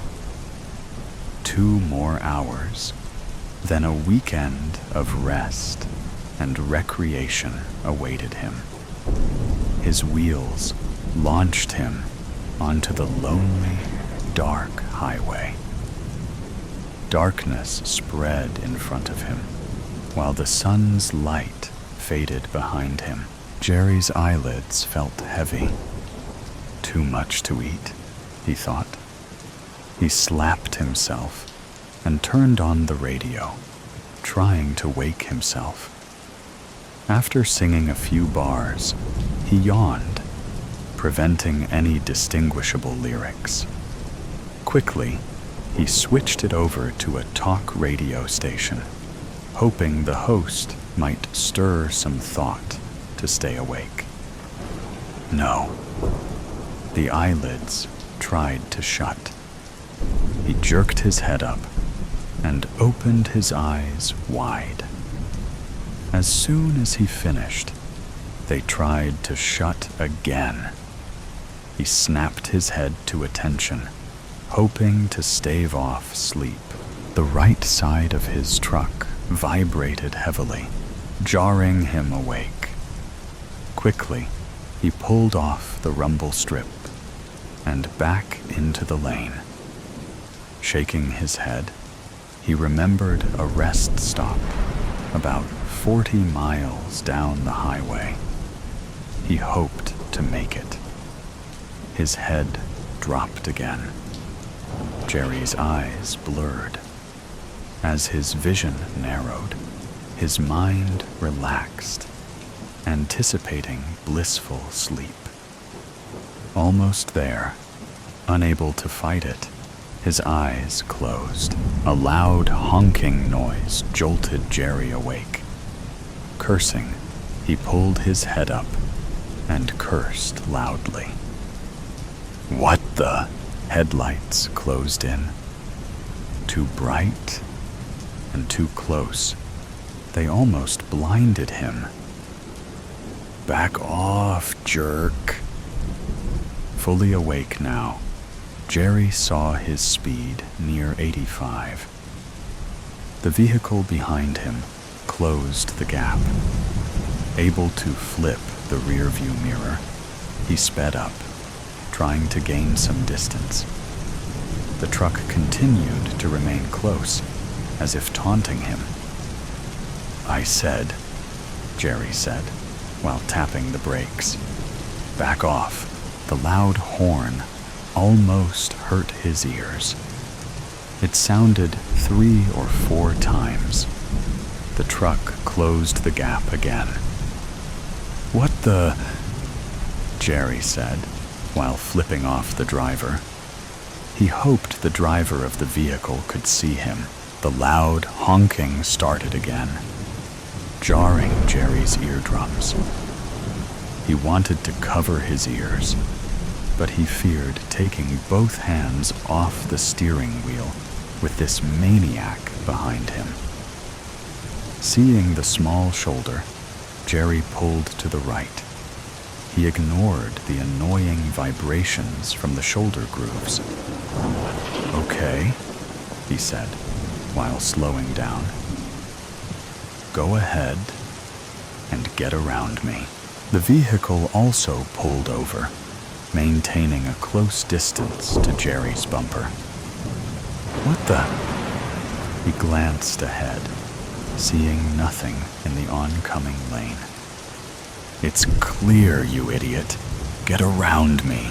The horn resounded again, bellowing louder, as if releasing anger or sheer malevolence. Suddenly, an empty feeling tried to drag his chest down.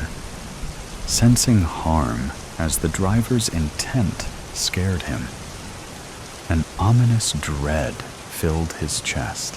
Jerry moved to the empty oncoming lane, hoping the driver would pass him. The truck followed every move. In fact, now it seemed as if the vehicle moved to make sure and get its bright lights into the side rear-view mirrors. Damn it, Jerry yelled. What the hell is your problem? He moved back to the correct lane, only to be followed again. Defenseless, Jerry felt nervous and outmatched. Whatever vehicle stalked him, he could tell it was at least 2 or 3 feet higher, like an SUV or oversized pickup. The driver pulled alongside Jerry and flashed its lights at him. It honked again, startling him. You goddamned idiot, he yelled while rolling down his window. You're gonna kill... His voice trailed. The dread froze his mind as he recognized the large black truck from the diner. He barely caught the license plate. EVL 666. Jerry might laugh, but he panicked and hit his brakes hard as the truck swerved in front of him, flashed its brake lights for a second, then sped up. The black truck blended with the night. Brake lights revealed its presence again. Jerry veered to the right while hitting his brakes. This time, all tires left the pavement, and his small truck rolled across the plains. Tumbleweeds and tall grass slammed into his grille and thumped the hood. He crashed through a small wooden fence. Scared, he slowed more. A cow appeared in his lights. Veering hard to the right, Jerry barely missed it. Some trees appeared. Panicked, Jerry pushed the brake all the way to the floor. His truck jolted to a stop. Jerry's chest slapped the steering wheel, while papers, pens, and trash all snapped forward. Dust rolled into his cab, trying to choke his throat and invade his eyes. Even though the air conditioner poured cold air on his face, sweat beaded down his forehead and made his palms slick. He quivered, actually fearing for his life. Nearly 200 yards away, the black truck waited on the shoulder. Dust outlined its bright headlights. Jerry stared at the monster, forgetting his fear and forging hatred. Furious, he grabbed his steel flashlight. Clutching it tightly, he imagined pounding the driver's head until it turned into a bloody pulp. You goddamn jerk, he said, while gaining anger with every step. Get out of the truck, the horn sounded, slightly startling him. I said, get out of the truck, he said, while hitting the hood with his flashlight. The horn wailed again. I said, Jerry said, reaching for the door. "Get out of..." The door opened. Fiery eyes leapt at Jerry. The mouth, lined with disfigured, randomly sharpened teeth, howled loudly. Cold, shadowy arms extended and tried to grab him. Jerry slammed the door and fell backwards. Panicked, he jumped up and rushed back to his truck. The shrill horn sounded again, leaving behind a cold, dreaded fright. In a full run, he got back to his car, slammed the door shut, and rolled up the window. "You can't get away from him." Jerry shined the light at the old man. "What the? Who are you? What's going on?" The old man looked as if he was about to cry. "I'm sorry, but he's letting me go, and he needs a new driver." "Get the hell out!" Jerry screamed, while trying to push the old man out of the truck.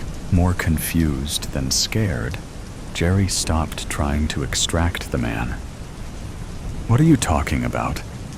I thought you were..." An invisible vice clamped on Jerry's neck. Feeling like cold steel, the touch robbed the warmth in his body. In his rear-view mirror, he saw it. The monster's disfigured face looked as if it had been burned. Its eyes alternated between a hollow, black color and a fiery red anger. Its large mouth stretched wide, emanating a deadly hiss. "So long, young fellow. You'll learn, just as I did." Jerry tried to reach for the old man's help. Ignored, he struggled against the powerful, cold grip. It clamped tighter. Soon, everything blurred, then went dark. David stared at the long, forgotten highway while yawning. The road stretched endlessly, fading into a blur in the far distance. Soon, the sun started to recede behind him, trying to blind him in the mirrors. The empty miles obstructed his journey back to Fort Worth. David wondered what happened to Jerry. He was last seen at a cafe several miles back. Then he disappeared. The highway patrol could not find him, nor his truck. David snapped awake as he approached a black pickup truck. It traveled too slow.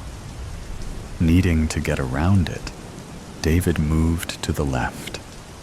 Unable to see very well, David lightly tapped his horn. The truck moved to the right, then he zipped around it. "Move it, dummy!" Jerry stared into the distance as the small pickup got around him. Tired, he wanted to sleep. Depressed, he wanted to cry. Hungry, he longed for food. His passenger, though, enjoyed making him listen to everyone who passed him. "Jerk! Idiot! You damn fool! Get the hell out of the way!" Every insult echoed perfectly in Jerry's ears. Columbine. Every night, the fog killed scores of us. The city of Metro needed a hero to protect them. And so I rose up and became the super-powered woman to save them all. I am Maverick, named for the city's most usually seen creature of flight. My civilian identity is Cora Neely. When I took up the mantle of the heroic Maverick, I left behind my former mundane life as a citizen to combat crime in all its insidious forms. I usually triumphed, earning the keys to the city. I met more than I expected when I encountered someone called Columbine. Columbine was my arch foe, a foe of extraordinary caliber, if one were afraid of clowns. She was a commedia dell'arte themed supervillain whose motive was to destroy the city of Metro, weaponizing lethal gas in the form of mist in our city every night that killed many inhabitants. Her motive was to eradicate Handcroft Laboratories, an organization responsible for medicine and chemicals vital to Metro's health and progress. One day, I discovered a formidable truth when we battled amid the towering skyscrapers of Metro. I was having a midnight flight when she arrived, indigo-haired with matching lipstick, taunting me with maniacal laughter. Up until this moment, I had yet to meet someone so unhinged and so glaringly dangerous.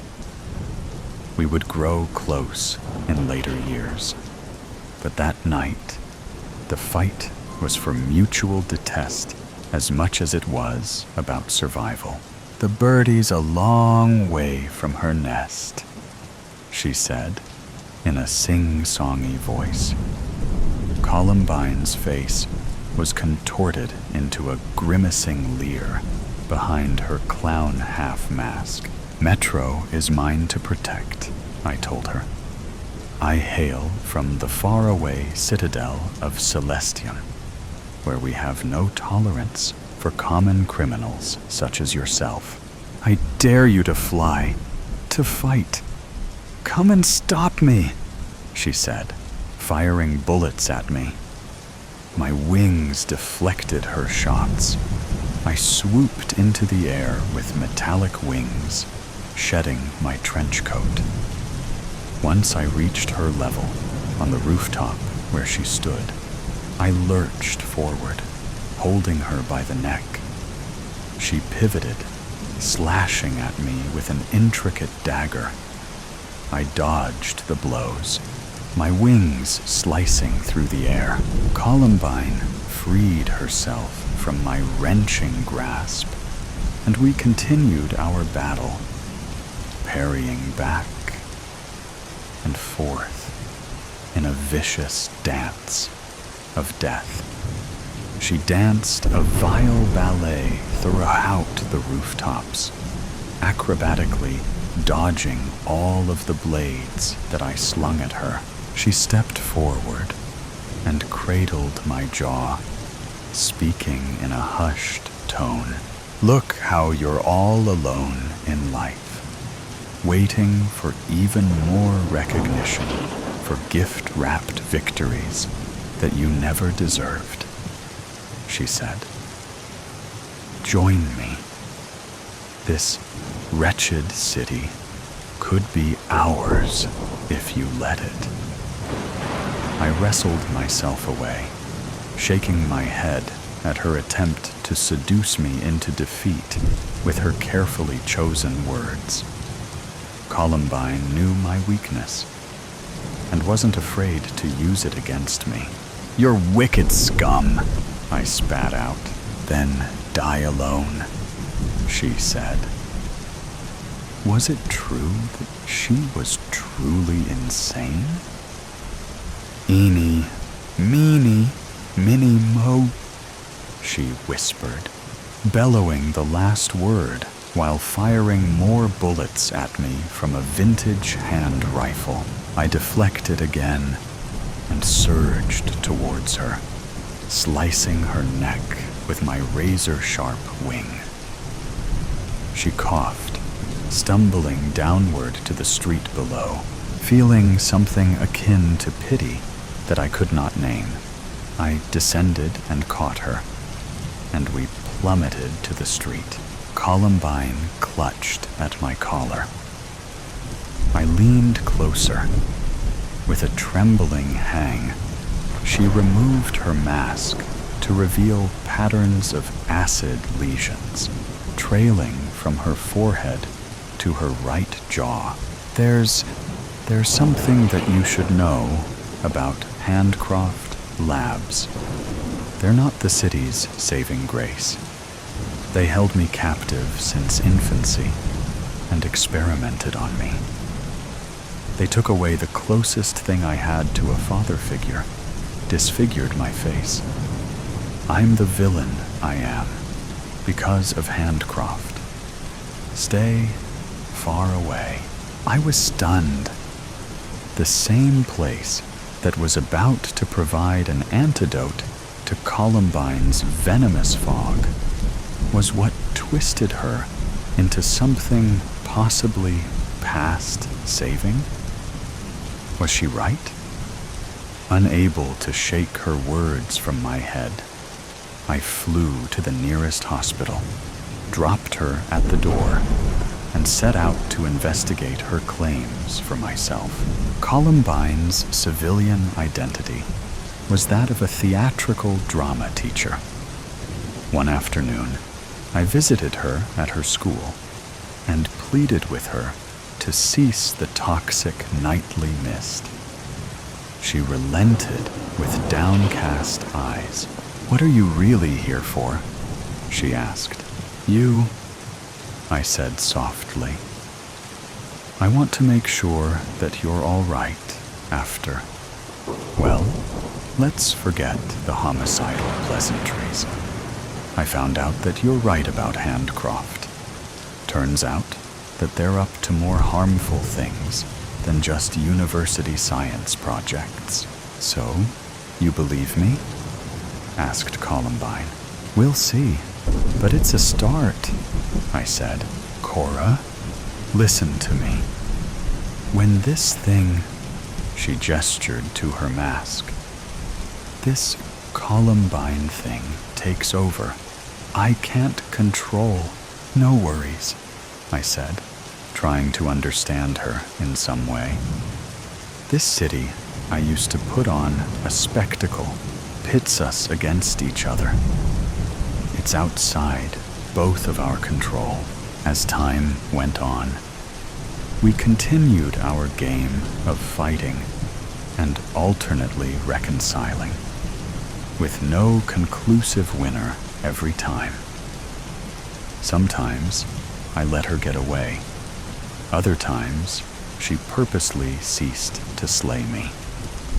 She was right about Handcroft, so we joined forces to end their schemes forever. Having succeeded, we became more than hero and villain. We were connected by a common goal. Months later, we grew closer, me and Columbine.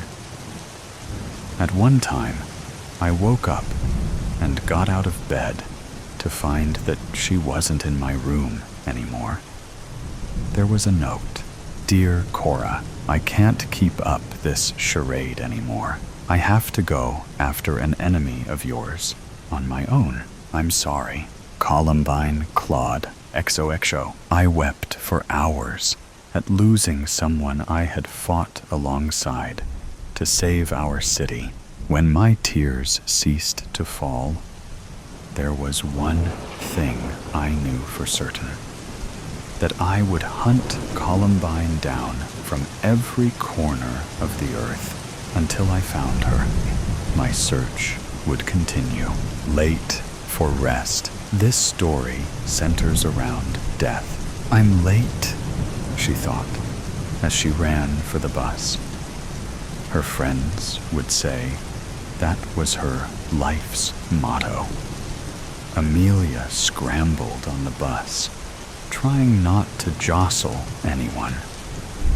She had been given a final warning about not getting to work on time, and knew her boss was serious. She was good at her job.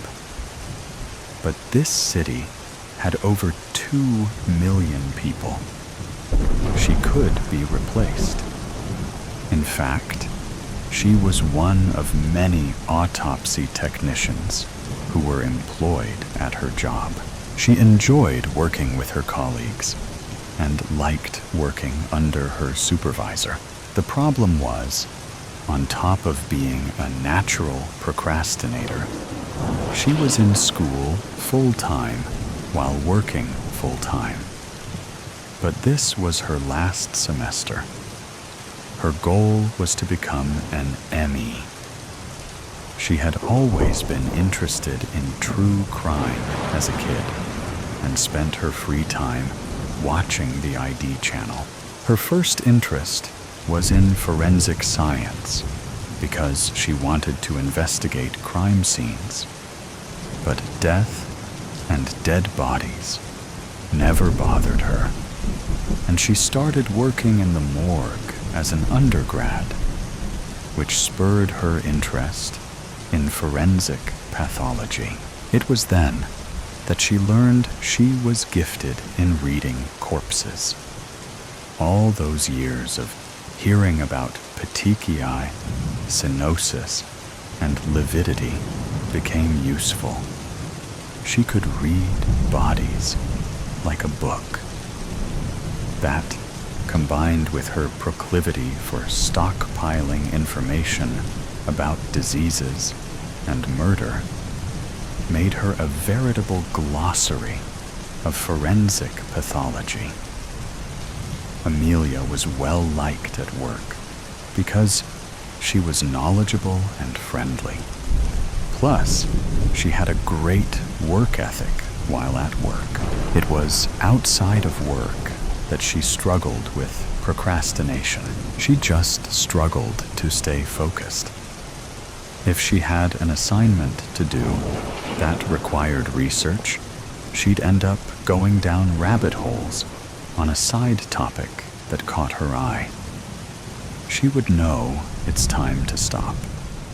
But if a deadline wasn't impending, she knew she could get away with pushing something off in favor of exploring her current interest. This habit is what created such a wealth of knowledge for her. Unfortunately, it also made her have to do everything last minute or even late. Since becoming an adult and responsible for her own finances, she has never filed her taxes on time. 2 years in a row, she forgot altogether. To compensate, Amelia didn't get much sleep and often slept through her alarms. It was probably her body and brain's way to ensure she got enough sleep. Her boss didn't care how good of a worker she was if she continuously showed up late. She understood that, yet she still struggled to alter her habits. On top of that, she couldn't stay late because of her grad research. She had a thesis to finish and defend. Amelia lived in a state of guilt and shame over not being better at time management, but figured she'd have time to learn how to get better at it later. Today, it was important to not be late. There was still a possibility of making it on time. She missed her first bus, but ran full speed 6 blocks to catch a different one. She had a chance to rest before her stop, and then she'd have to sprint again for the light rail. It was a tight plan, requiring more physical exertion than she was used to, especially outside in Houston in the summer. But it was better to turn up drenched in sweat than late. For once, Amelia made it to work on time. And surprisingly, she wasn't sweating or even tired. Smiling to herself, she walked into the lab, expecting a few comments razzing her for unusual timeliness. However, everyone looked stern. This wasn't unusual in a morgue, where many unfortunate events cause bodies to end up here. It was especially hard when it was a child or a victim of a violent assault. Or worse, a child who was a victim of a violent assault. Occasionally, a friend or relative of one of her colleagues came through. Everyone was very professional, but an underlying awkwardness was always present. Amelia approached the body they were centered around. She looked down at herself. Shock doesn't begin to describe what she felt. Confusion, of course, was also a dominant reaction. Was this a prank? The level of cruelty involved in doing something like this as a prank was beyond her comprehension. "What the fuck?" she yelled. For once, she was not late. And this is how they treat her.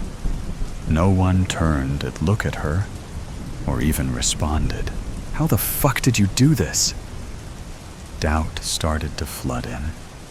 She grew up in the foster system.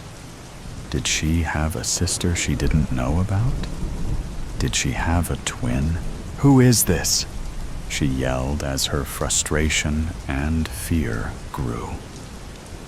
Still, no one met her eye or replied. "When did she arrive?" her colleague Nate asked.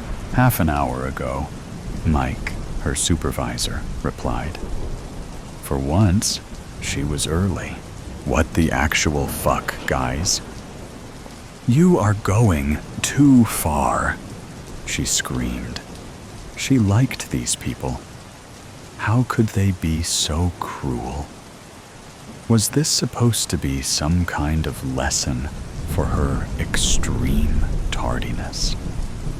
Like an extreme example of what could happen if she continued living her life always running late. Ironically, I believe she was hit by a bus while she was running for a different one, Mike suggested. "Wow, death by bus," Angela quipped. "This is sick. It's not funny. Who is this?" she cried. Mike stepped back right into her, literally into her. It was slowly dawning on Amelia that this wasn't a prank. She looked down at the corpse that was obviously hers. She was dead. She was hit by a bus. It was unfathomable, but she still had a lot to do. "I don't think there is a need for an autopsy," Mike announced. Slowly, everyone turned away, and Amelia took the chance to step closer to her body. "Wait," she exclaimed. No one listened. Amelia remembered her last moments. She had gotten in an argument with a man near the bus stop. His attempt at catcalling was graphic and disturbing, and she told him, "Shut the fuck up, creep." He retorted with a comment suggesting she needed to be raped. "What the fuck is wrong with you?" Amelia demanded. "You're an uptight bitch who needs a good dicking down, whether you want one or not," he replied. "I don't have time for this," she mumbled to herself while looking around for help. She saw a cop car across the street and started to head that way. She had to pause because a bus was rapidly approaching her stop. The last thing she remembers is being pushed. "This was not an accident," she yelled at her colleagues. Desperation set in as she realized this would be recorded as an accident instead of the murder it was. Legally, it was probably manslaughter, But when you're the one killed, you feel murdered, not manslaughtered. Her colleagues continued to go about their business as Mike filled out the paperwork. "Please look again, Mike," she said as she peered over his shoulder. She watched him type the details, or her death, which she found the most surreal event of the day. "Please," she whispered again, before going to look at her body for evidence that she had been pushed. She needed someone to turn herself over. She even reached out herself, but in her non-corporeal state, there was nothing she could do. She cried tearlessly as she lost hope. "I feel we should do something more for Amelia," Angela said. "Like plan her funeral," Mike suggested. She had no family. "I was thinking more along the lines of an autopsy," she offered. "Amelia would have wanted one." It's true. Even if she hadn't suspected an attack, she still would want an autopsy. She had already planned for her body to be donated to the body farm when she died. She had lived a life of science and wanted to continue in death. "You're right," Mike said. Before getting up, he changed the paperwork to justify an autopsy.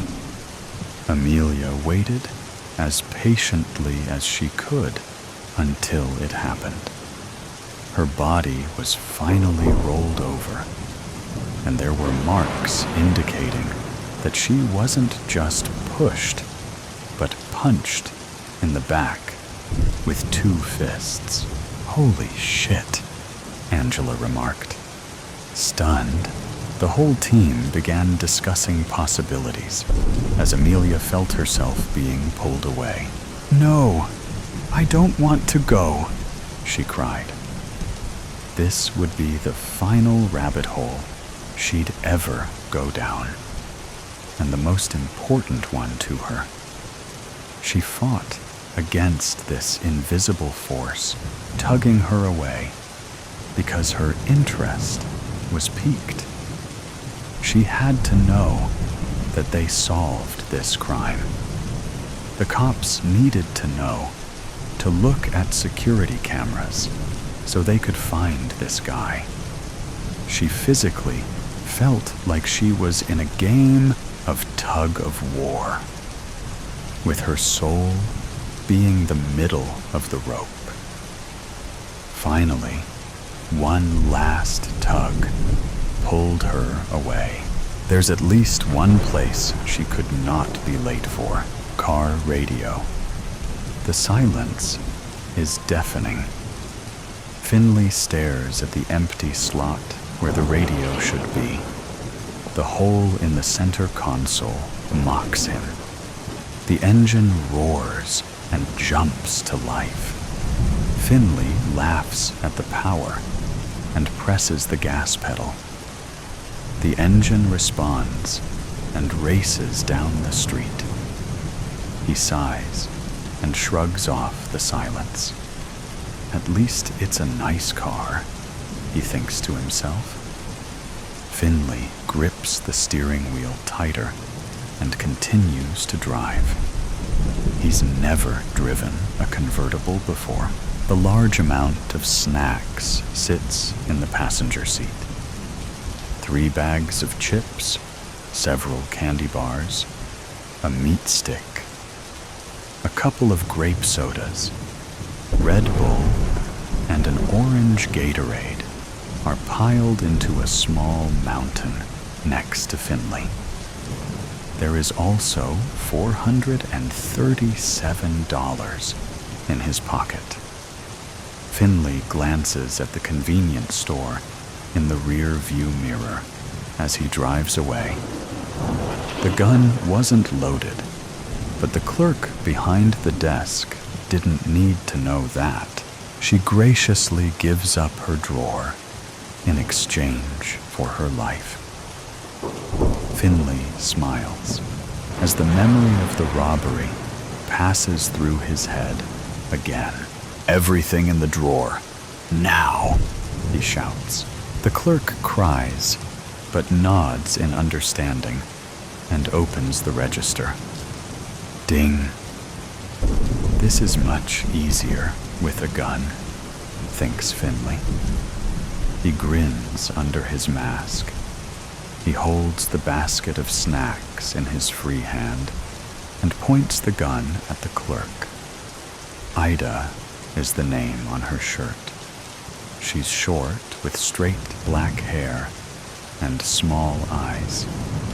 Tears run down her cheeks as she collects the bills. With a shaky hand, she gives the money to Finley. "Thank you," Finley decides to say. He runs out the store and watches as a Chevrolet Corvette pulls up to the store. An older gentleman shuts off the engine and opens the door to get out.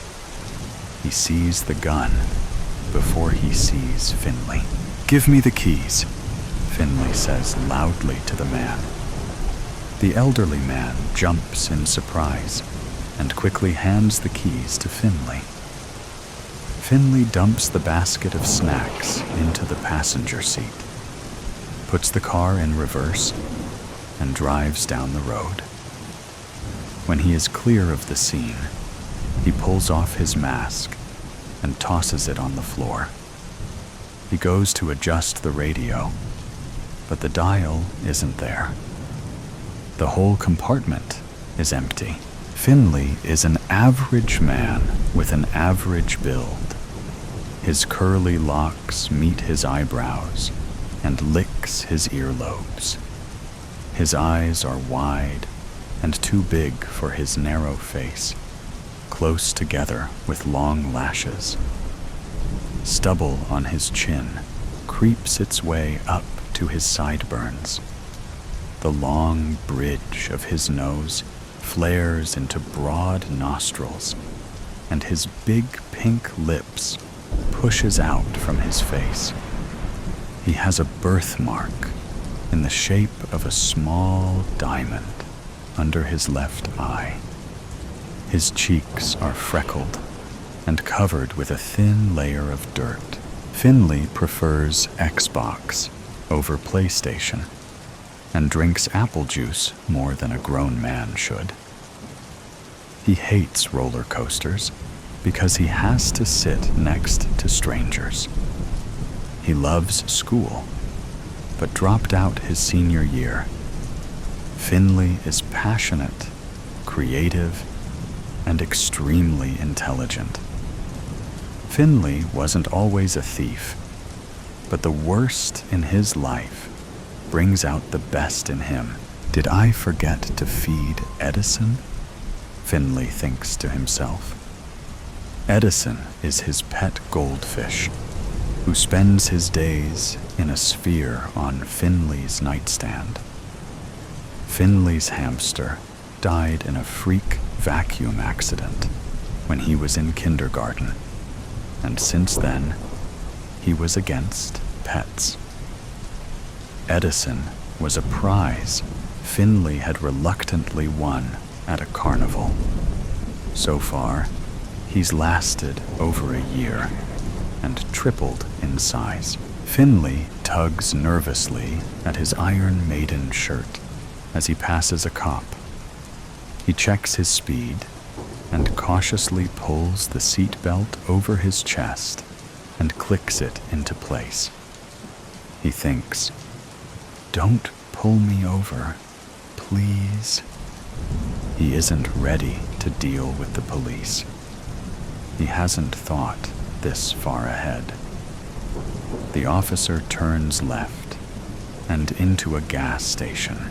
Finley sighs, relief, and looks back at where the radio should be. It's too quiet for him. His thoughts float carelessly through his head. He pictures himself as a police officer for a moment and laughs at the thought. If his dad was around, or if his mother stopped drinking, if his brother never beat him, and if he stayed in school. He wondered where his life would have been then. What kind of person he would be now. An outstanding citizen, he imagines, with a wife and kids. He creates the vision of his family in his head. A woman with large breasts and red hair. 2 kids, 1 boy and 1 girl, with toothless smiles on their dirty faces. They would be soccer players, like Finley was, and always outside. He shakes off the thought. Sucks not having a radio, he thinks. He sits up taller in the driver's seat and lets out a little scream. Ah! He relaxes and slumps back into his seat. He tries to whistle and fails, only allowing air to escape his pursed lips. He blows a tune through his teeth and grunts in frustration. I wish I knew how to whistle.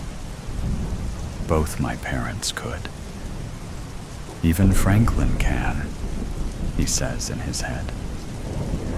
He tries again, and a small tweet of a sound flies from in between his lips. He grins at his small accomplishment. I hate tuna fish, he thinks. Finley starts to space out behind the wheel. The lack of sound tricks his brain. He visualizes a concert he went to last year. He remembers all the pockets he picked and wallets he stole. He made 5 times the amount of the cost of the tickets he paid for, but wasn't able to enjoy the concert properly. The songs of the band echoes throughout his mind. He taps the steering wheel to the beat of the song stuck in his head. He hums the melody. He looked back at the center console and sighed loudly. There wasn't even a clock. What time is it? He wondered. I should have stolen a watch. Or a car with a radio. The car was quiet. Even the purr of the engine was hushed. Everything is still, except the thoughts in Finley's head. He thinks about the graduation he never attended, the smell of his last girlfriend right before she walked out the door, the taste of sea salt ice cream, and how it was superior to any other flavor. He pictures the last family photo they had together when times were good. How Franklin had his arm around him in a rare, loving embrace. It is loud in Finley's head, and there is no sound to hide behind. He groans and tries to shake off all his thoughts, clear his head. It's no use. The thoughts always come back, stronger and louder than before. He is going mad from the silence. I can pull the steering wheel. It would be easy to wreck such a nice car. The guardrail teases Finley. He envisions the crash in his head and plays out the scene slowly. The metal twisted around the body of the convertible, the popped wheel and broken windshield. He shakes off the thought. and continues driving, now upset by the concept he created in his mind. He can't distract himself from himself. There was nothing to drown out his perception of his own ideations. He can't clear his head. He's trapped within himself. Finley screams and pulls the car over. The wheels spin angrily against the dirt on the shoulder. He bangs the steering wheel with a fist and groans. He hears the sound of sirens and looks in the mirror.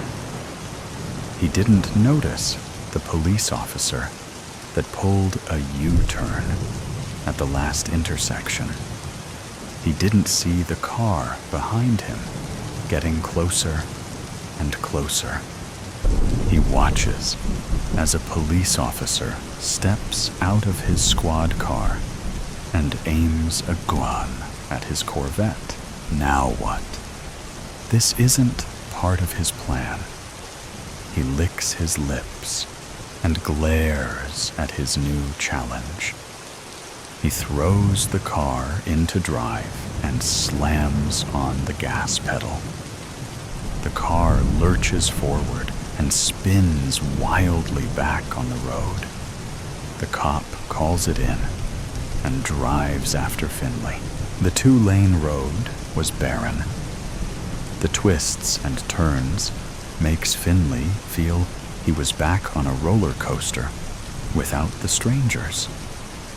The contents of his stomach sloshes around. Well, this is great. He wanders ahead, trying to come up with a plan.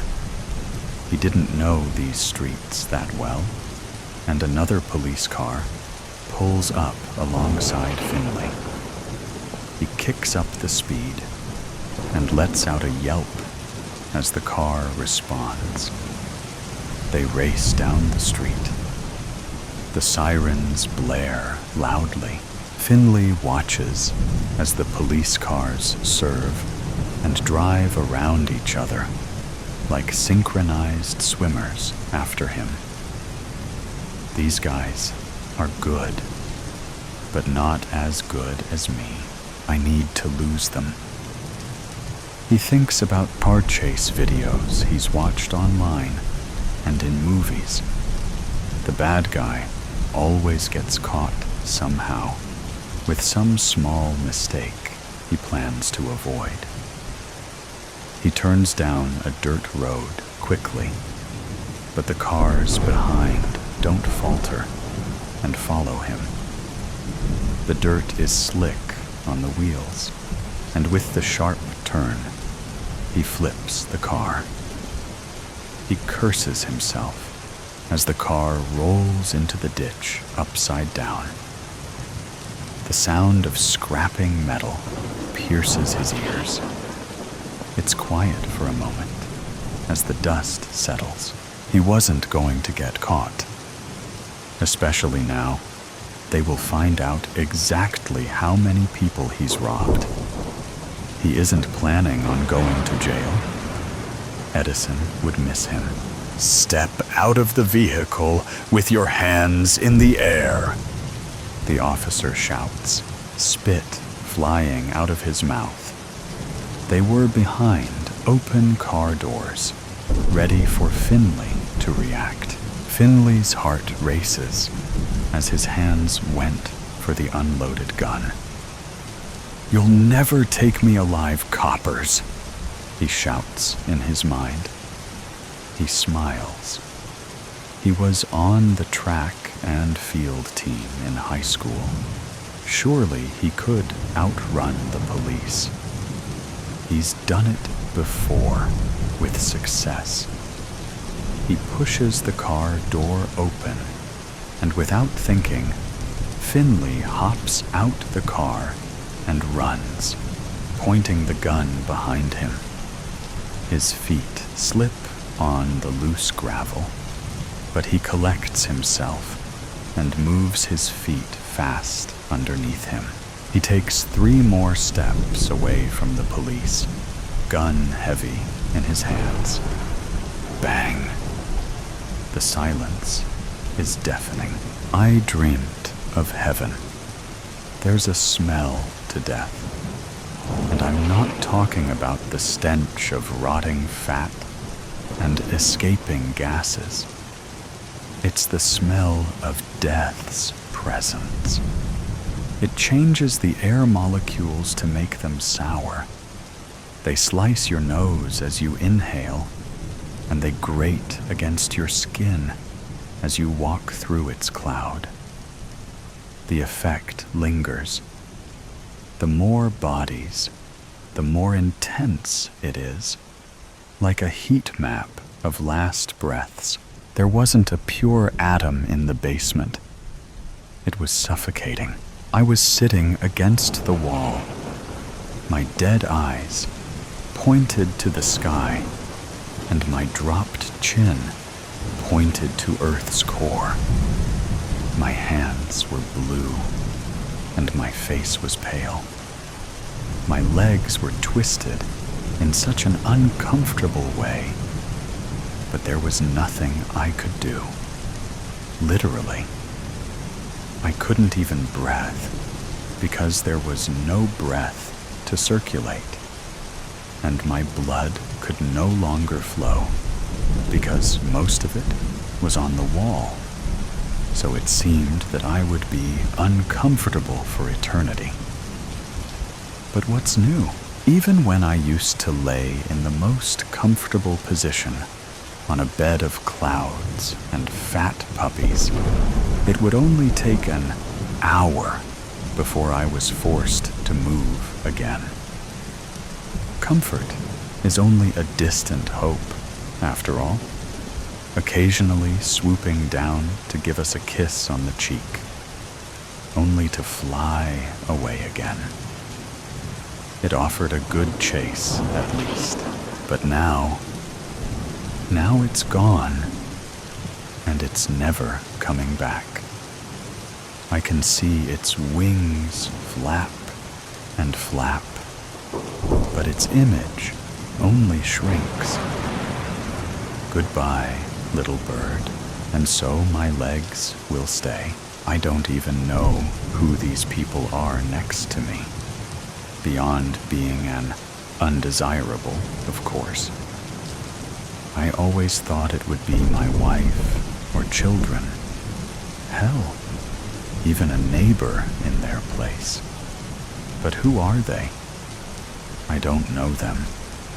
I've never seen them in my life, except maybe a passing glance or so. And yet, here they are. No one would ever want to imagine their coffin being shared with strangers.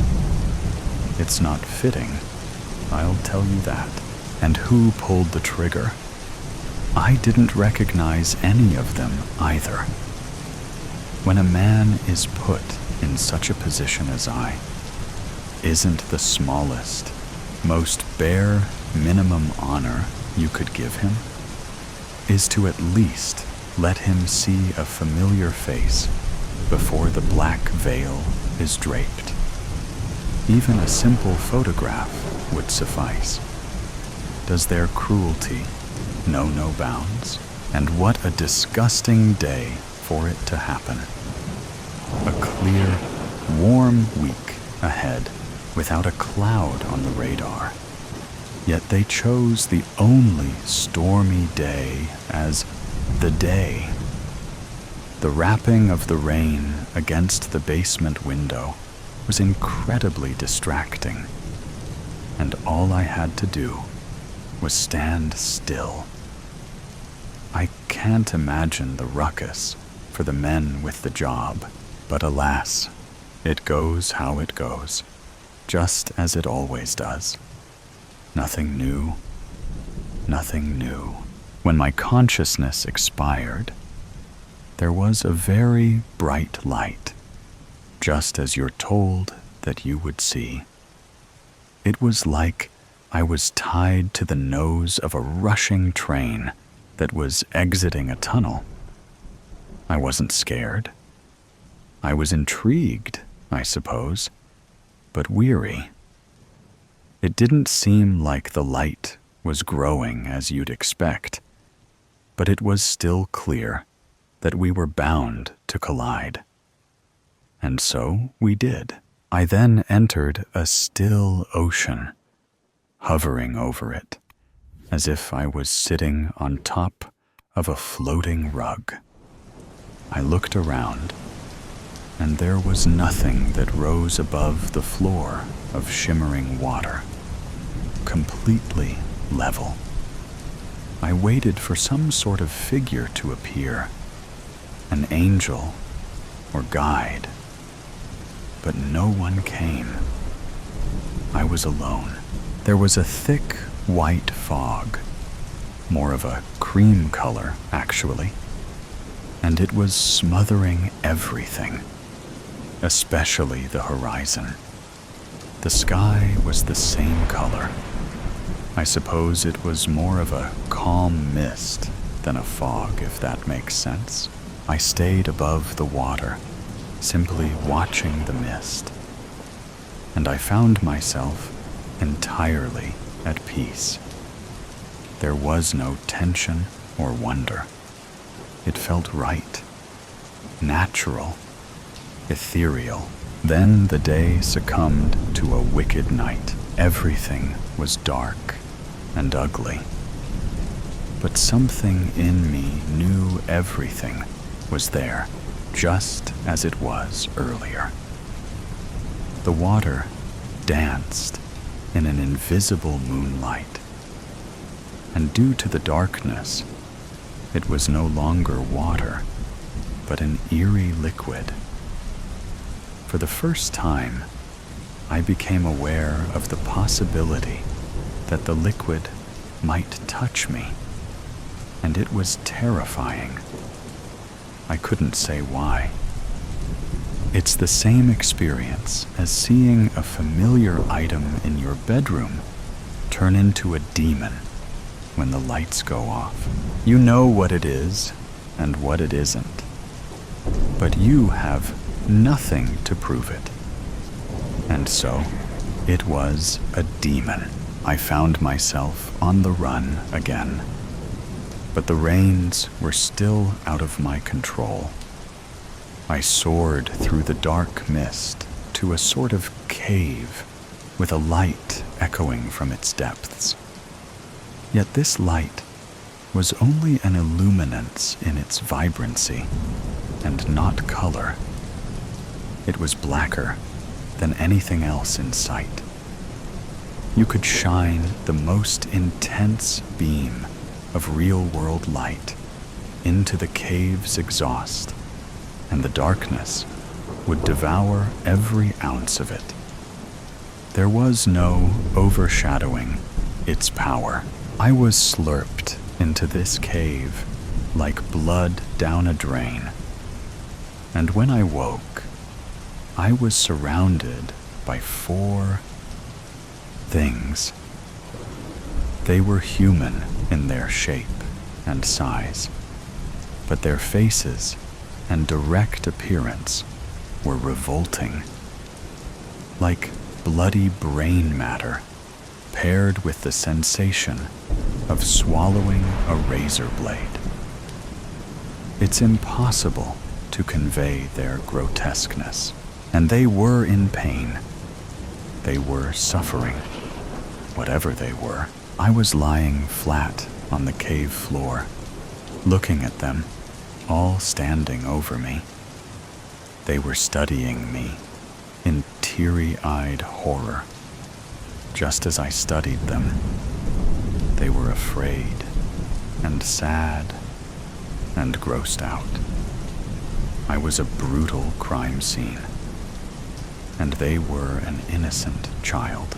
Their spirits yearned for an opportunity of hesitation, while their bodies functioned autonomously.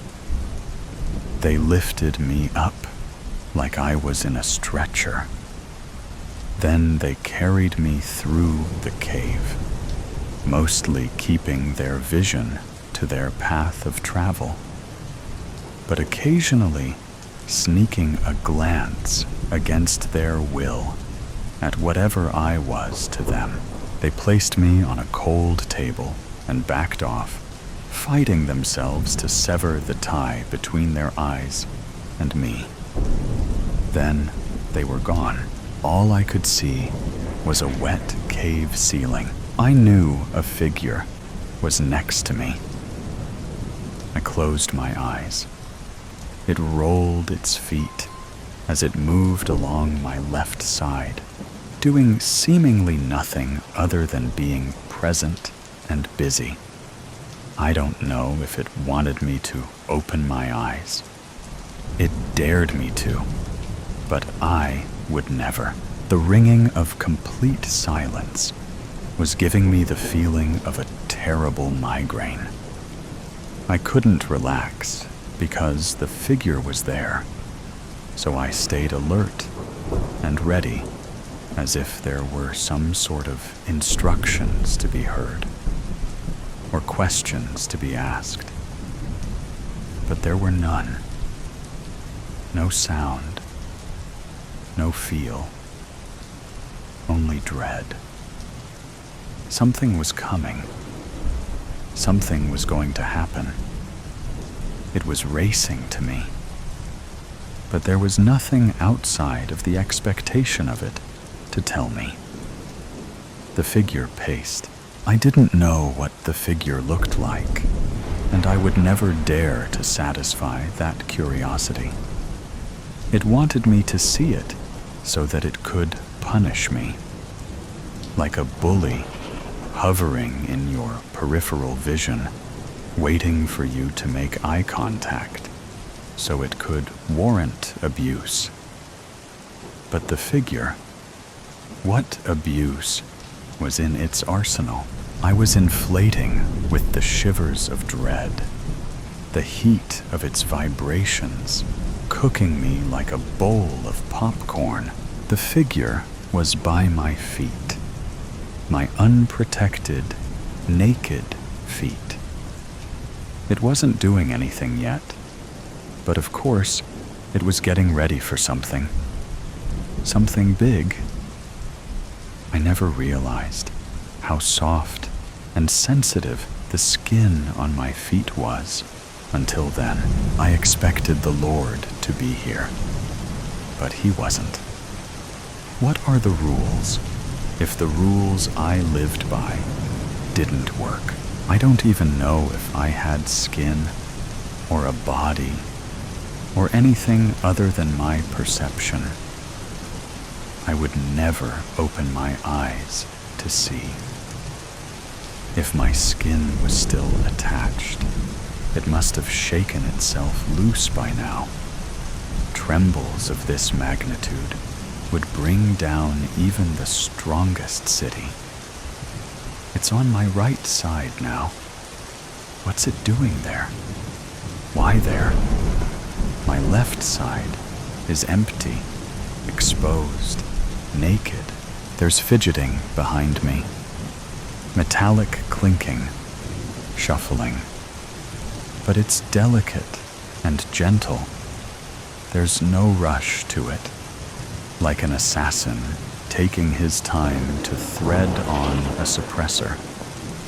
His mind is in the clouds, and his hand is on the gun. How could one smile in a time such as that? The figure isn't smiling, though, I'm sure. It's all business for it, nothing more.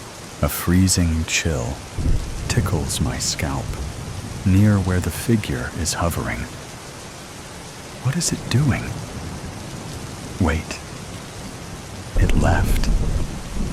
There's no door to close, but some sort of barrier is now between it and me.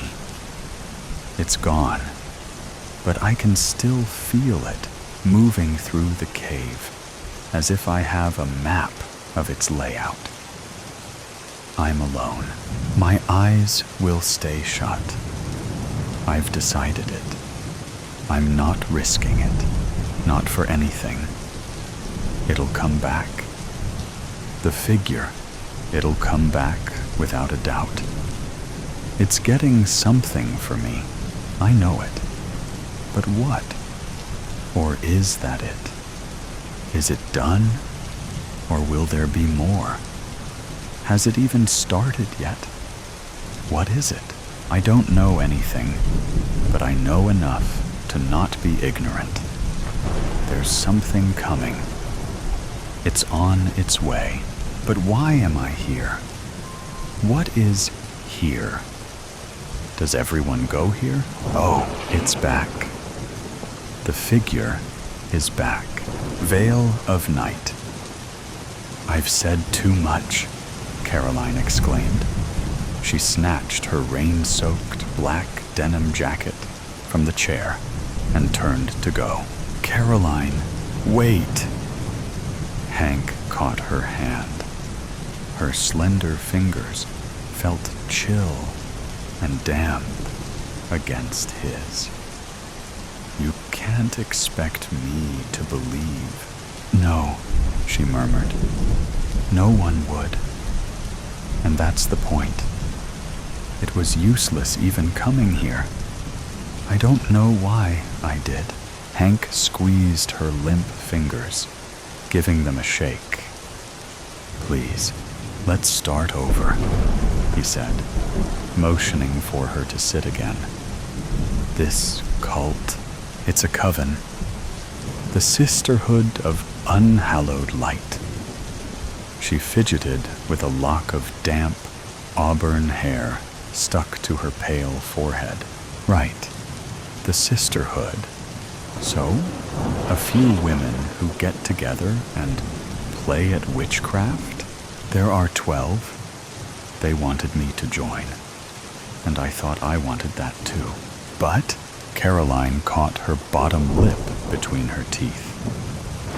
The midnight hue of her black lipstick was a stark contrast to the pallor of her skin. She took a breath, and the words tumbled from her. I feel seen by them, like they really get me.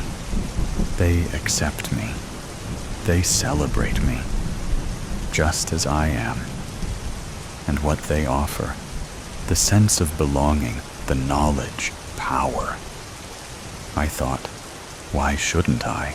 A flash of lightning lit the rain-spattered window, with a crack of thunder following close behind. Caroline's eyes grew large with panic, and she twisted in her seat to look outside. There are things we shouldn't play with, she whimpered. I know that now. I've completed 2 of the 3 initiation rituals with the Sisterhood. And you're saying this torrential rain we've been having these past 3 days is part of that? That's awfully biblical, isn't it? This isn't hurricane season, Hank. He shrugged and twisted his mouth in a half-ways grin.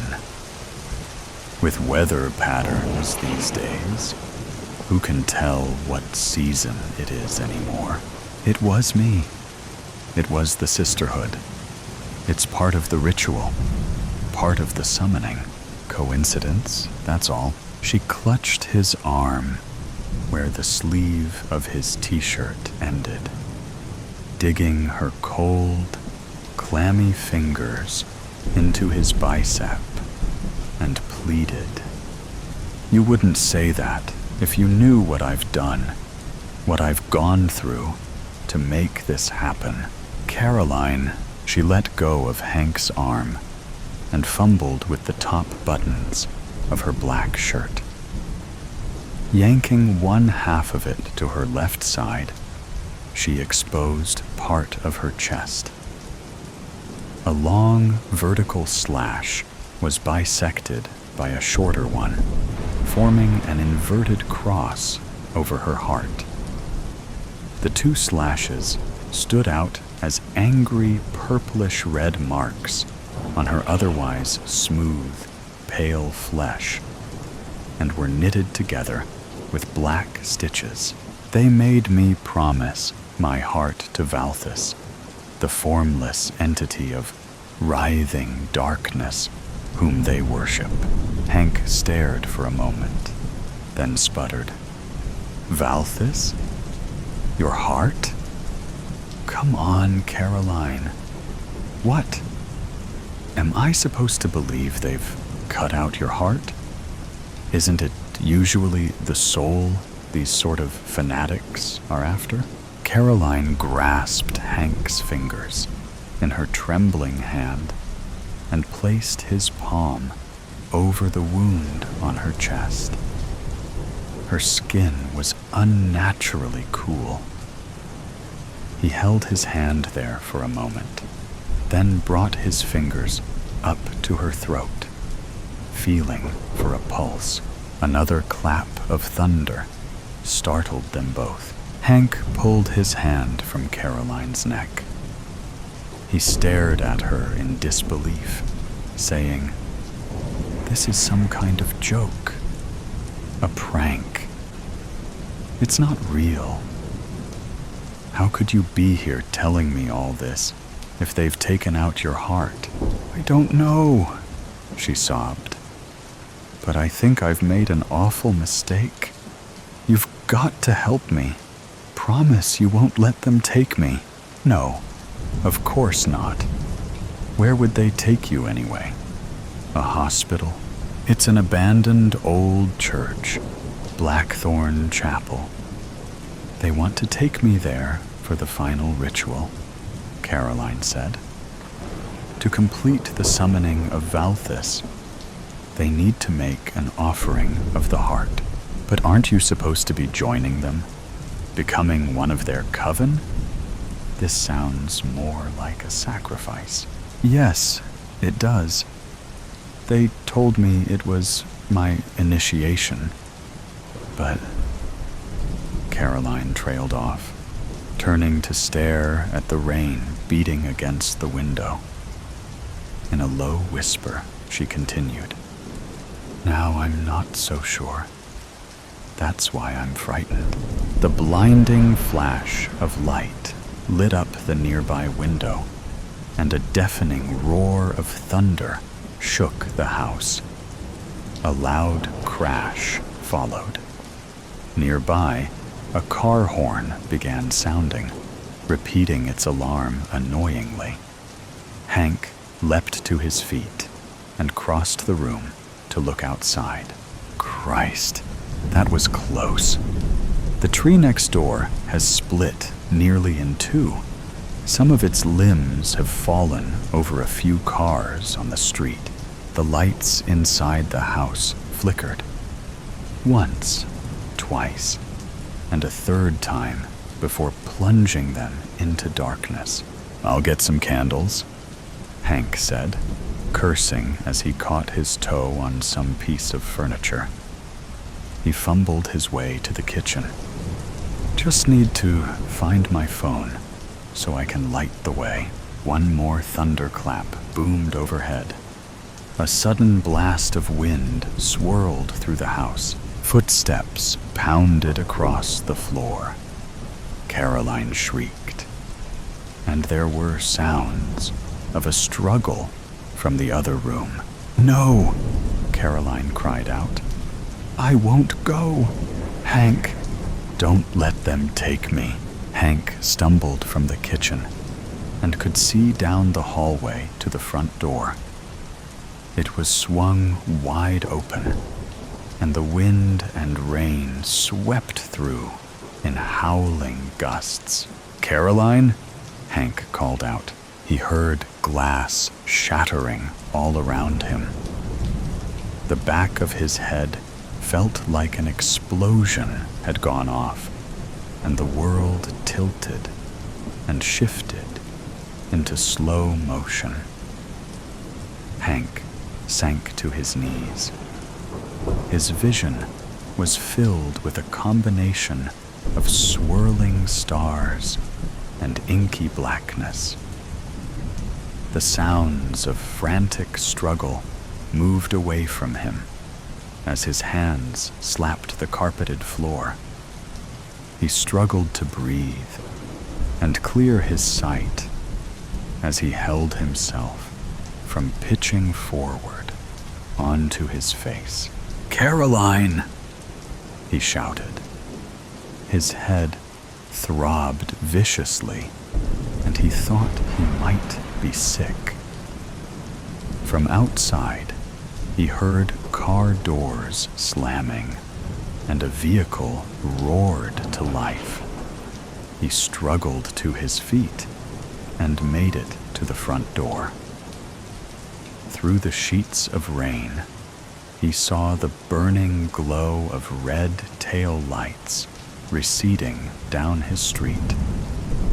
Pursuit wasn't an easy option. The tree limbs, which had fallen over several cars, were blocking Hank's car as well. He slashed at them with a hatchet he had stowed in his camping gear. The rest of the fallen limbs tore at the side and undercarriage of Hank's car, but he managed to break free. He swore and cursed some more. The lousy cell service the storm had left him with made searching the internet difficult. After several minutes, he found directions to and a description of Blackthorn Chapel on a website promoting ghost walks in the city. Once a place of worship, the old chapel had fallen into disrepair, and the ground beneath was, so the locals claimed, cursed. It took nearly an hour to detour around storm debris and reroute past streets that had been rendered impassable before he arrived at his destination. If he'd paid the $50 for the Ghost Walk tour, Blackthorn Chapel would have rated 5 stars. It was surrounded by an overgrown and tangled hedge of blackthorn shrubs, buffeted by the wind and rain.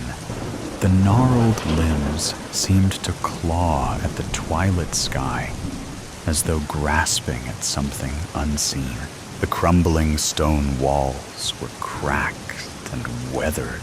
The roof was partially caved in, showing an outline of jagged edges that looked like the jaws of some wild beast snarling or snapping at the heavens. And the heavy wooden doors were worn and splintered and hanging slightly ajar on great rusted iron hinges. The jet-black gloom beyond the entrance seemed more of warning to sensible folk rather than an invitation to step inside. But if there was any chance he might save Caroline, inside was where Hank needed to be. He passed through an opening in the rough hedge, careful not to let the thorns sink their barbs into him. Walking in through the front entrance, he'd decided, would be courting failure. He might as well put his head through a noose. Instead, Hank crept around to the side of the run-down property, searching for another way into the chapel.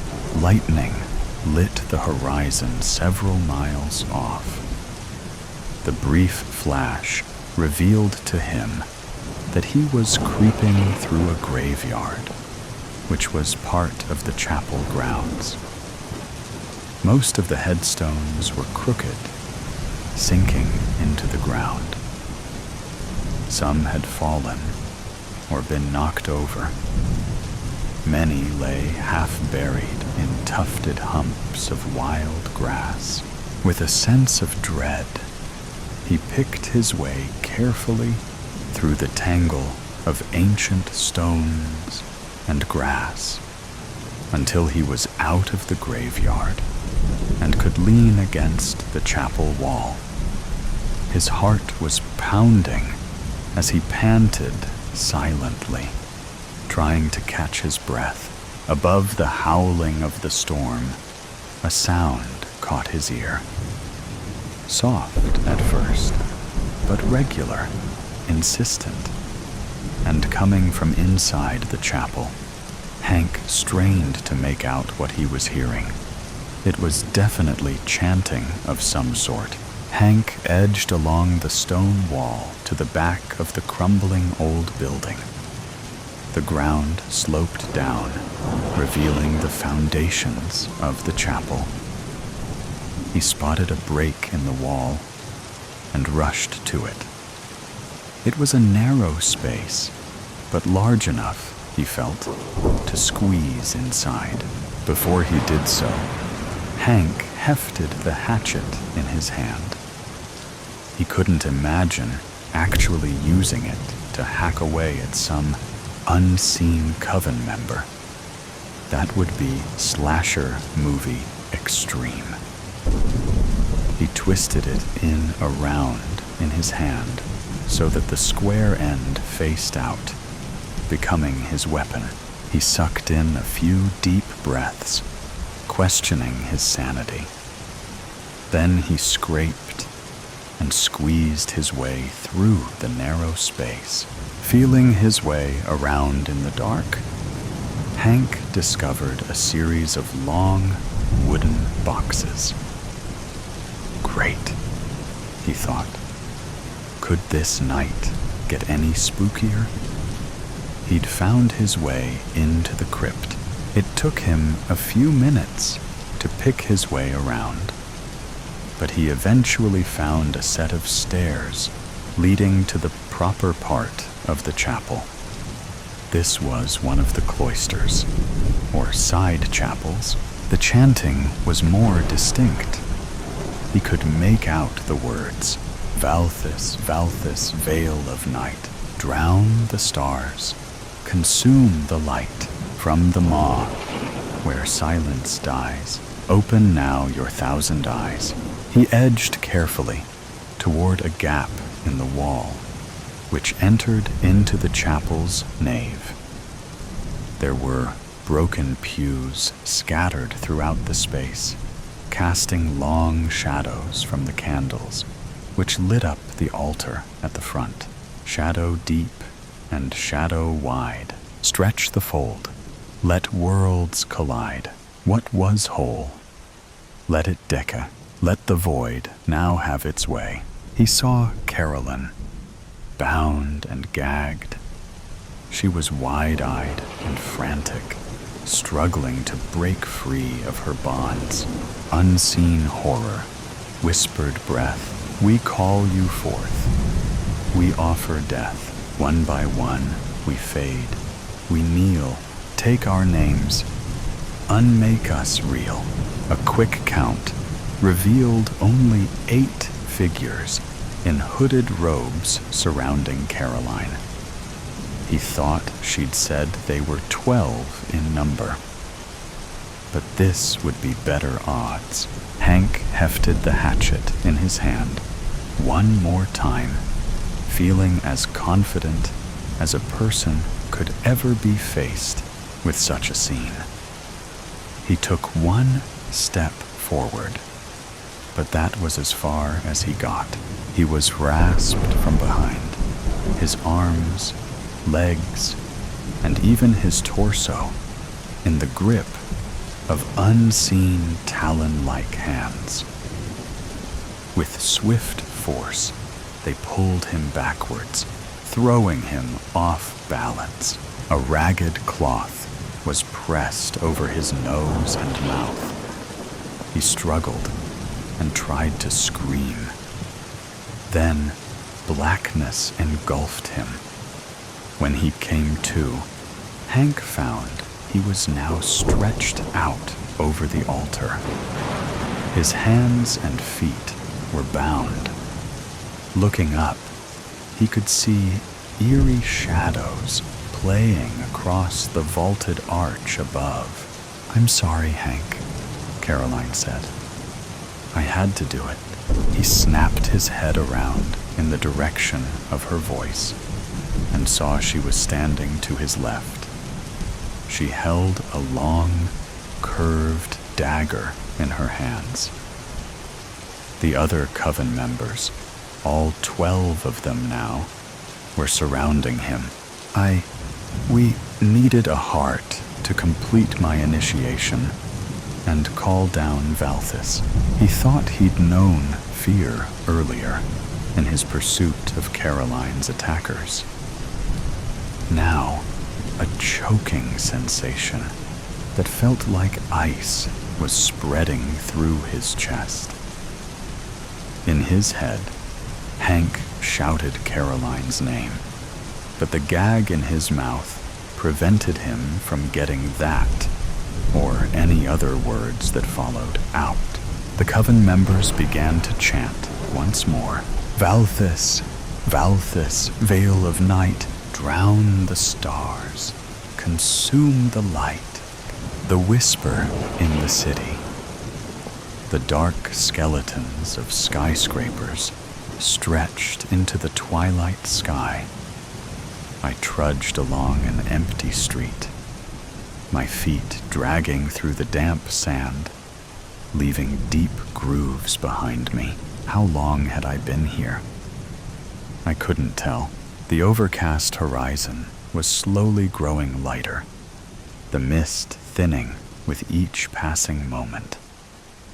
The street seemed familiar to me, but any landmarks that might have been here before were completely effaced now.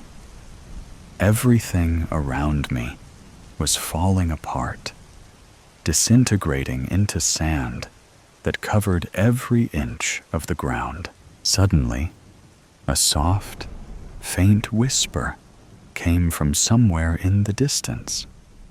I couldn't remember the last time I'd seen anyone else in this desolate place, so I shuffled toward the sound. The voice came again, this time a little closer and more insistent, but I still couldn't make out the words or pinpoint where it was coming from. I tried to pick up my pace, but the sand was dense and viscous between my toes. The whisper kept calling, getting clearer, as though someone was tuning a radio. It was soothing, but firm. I sensed it wished me no harm, at least as long as I did what it told me to. Finally, I understood what it was saying. "Come on, just a little bit further," the voice urged. It seemed like it was coming from a building to my right. I stared into the shadows in the gaping doorway that led into a dark hall. Nobody was there. I caught a reflection in one of the grimy shards of glass jutting from a window frame. Was it me? It couldn't be. How could I be this old and shriveled? I turned away and wandered toward the low horizon. "We need to get ready. Somebody is coming," the voice called from up ahead. A warm rain suddenly began to fall. It frothed in my hair and trickled down my cheeks. The air filled with a strange scent, something fresh and sweet. It didn't seem right. Rain shouldn't smell like that. The voice kept coaxing me forward, and I kept on wading through fragrant sheets of rain, my feet squelching in the soggy sand. After a while, the rain stopped, and the sky cleared a little, though the sun was still hidden behind the thick veil of clouds. The lukewarm mist curled around every turn, filling the streets that branched out from the crossroads I passed. If only it were clear enough to see what lay in the distance. Maybe then I could remember. Just as I reached the next junction, the whisper gave me a new command. All right, let's get something to eat. Come on now, turn here. I looked from side to side. Across the road to my left stood the remains of a diner. I plodded toward the building through the endless sand. I thought there couldn't possibly be anything to eat here. But as I stumbled over the threshold, I caught a whiff of toast and coffee. The diner was as decayed as everything else in this city. There was less sand inside than on the street, but it still covered the floor with an even layer. The display counter stood empty, the glass shattered. Here and there, overturned furniture lay scattered across the ground. The upholstery on the chairs and benches had rotted away a long time ago. The cup-shaped clock on the wall was missing its hands. Decay, dust, and sand. There was no one inside. Still, I heard muted whispers coming from every corner, buzzing like cicadas on a summer night. I moved through the room, trying to make out what the voices were saying, but there were just too many of them now. I shuffled through the jumbled chairs and tables to the center of the room. Here, on one of the tables, sat a plate of food and a cup of coffee. My stomach rumbled. There were no utensils, so I grabbed the food with my hands, stuffing it into my mouth.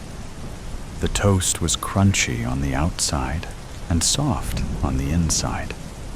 The omelet was fluffy and creamy. The coffee was strong and sweet.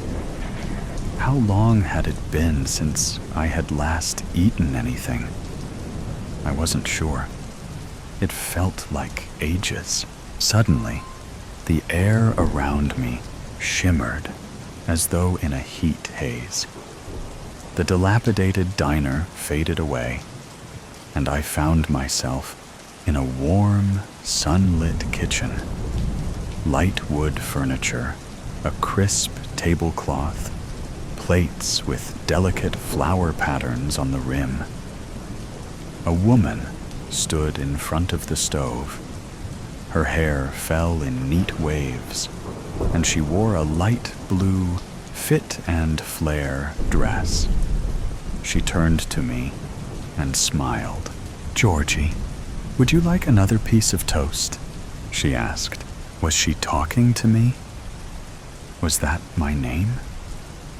I wanted to ask her what was going on, but before I could find the words, the mirage disappeared. I was back in the decaying diner, an empty plate before me. "Okay, George, you're done? Let's go now," the whisper cooed.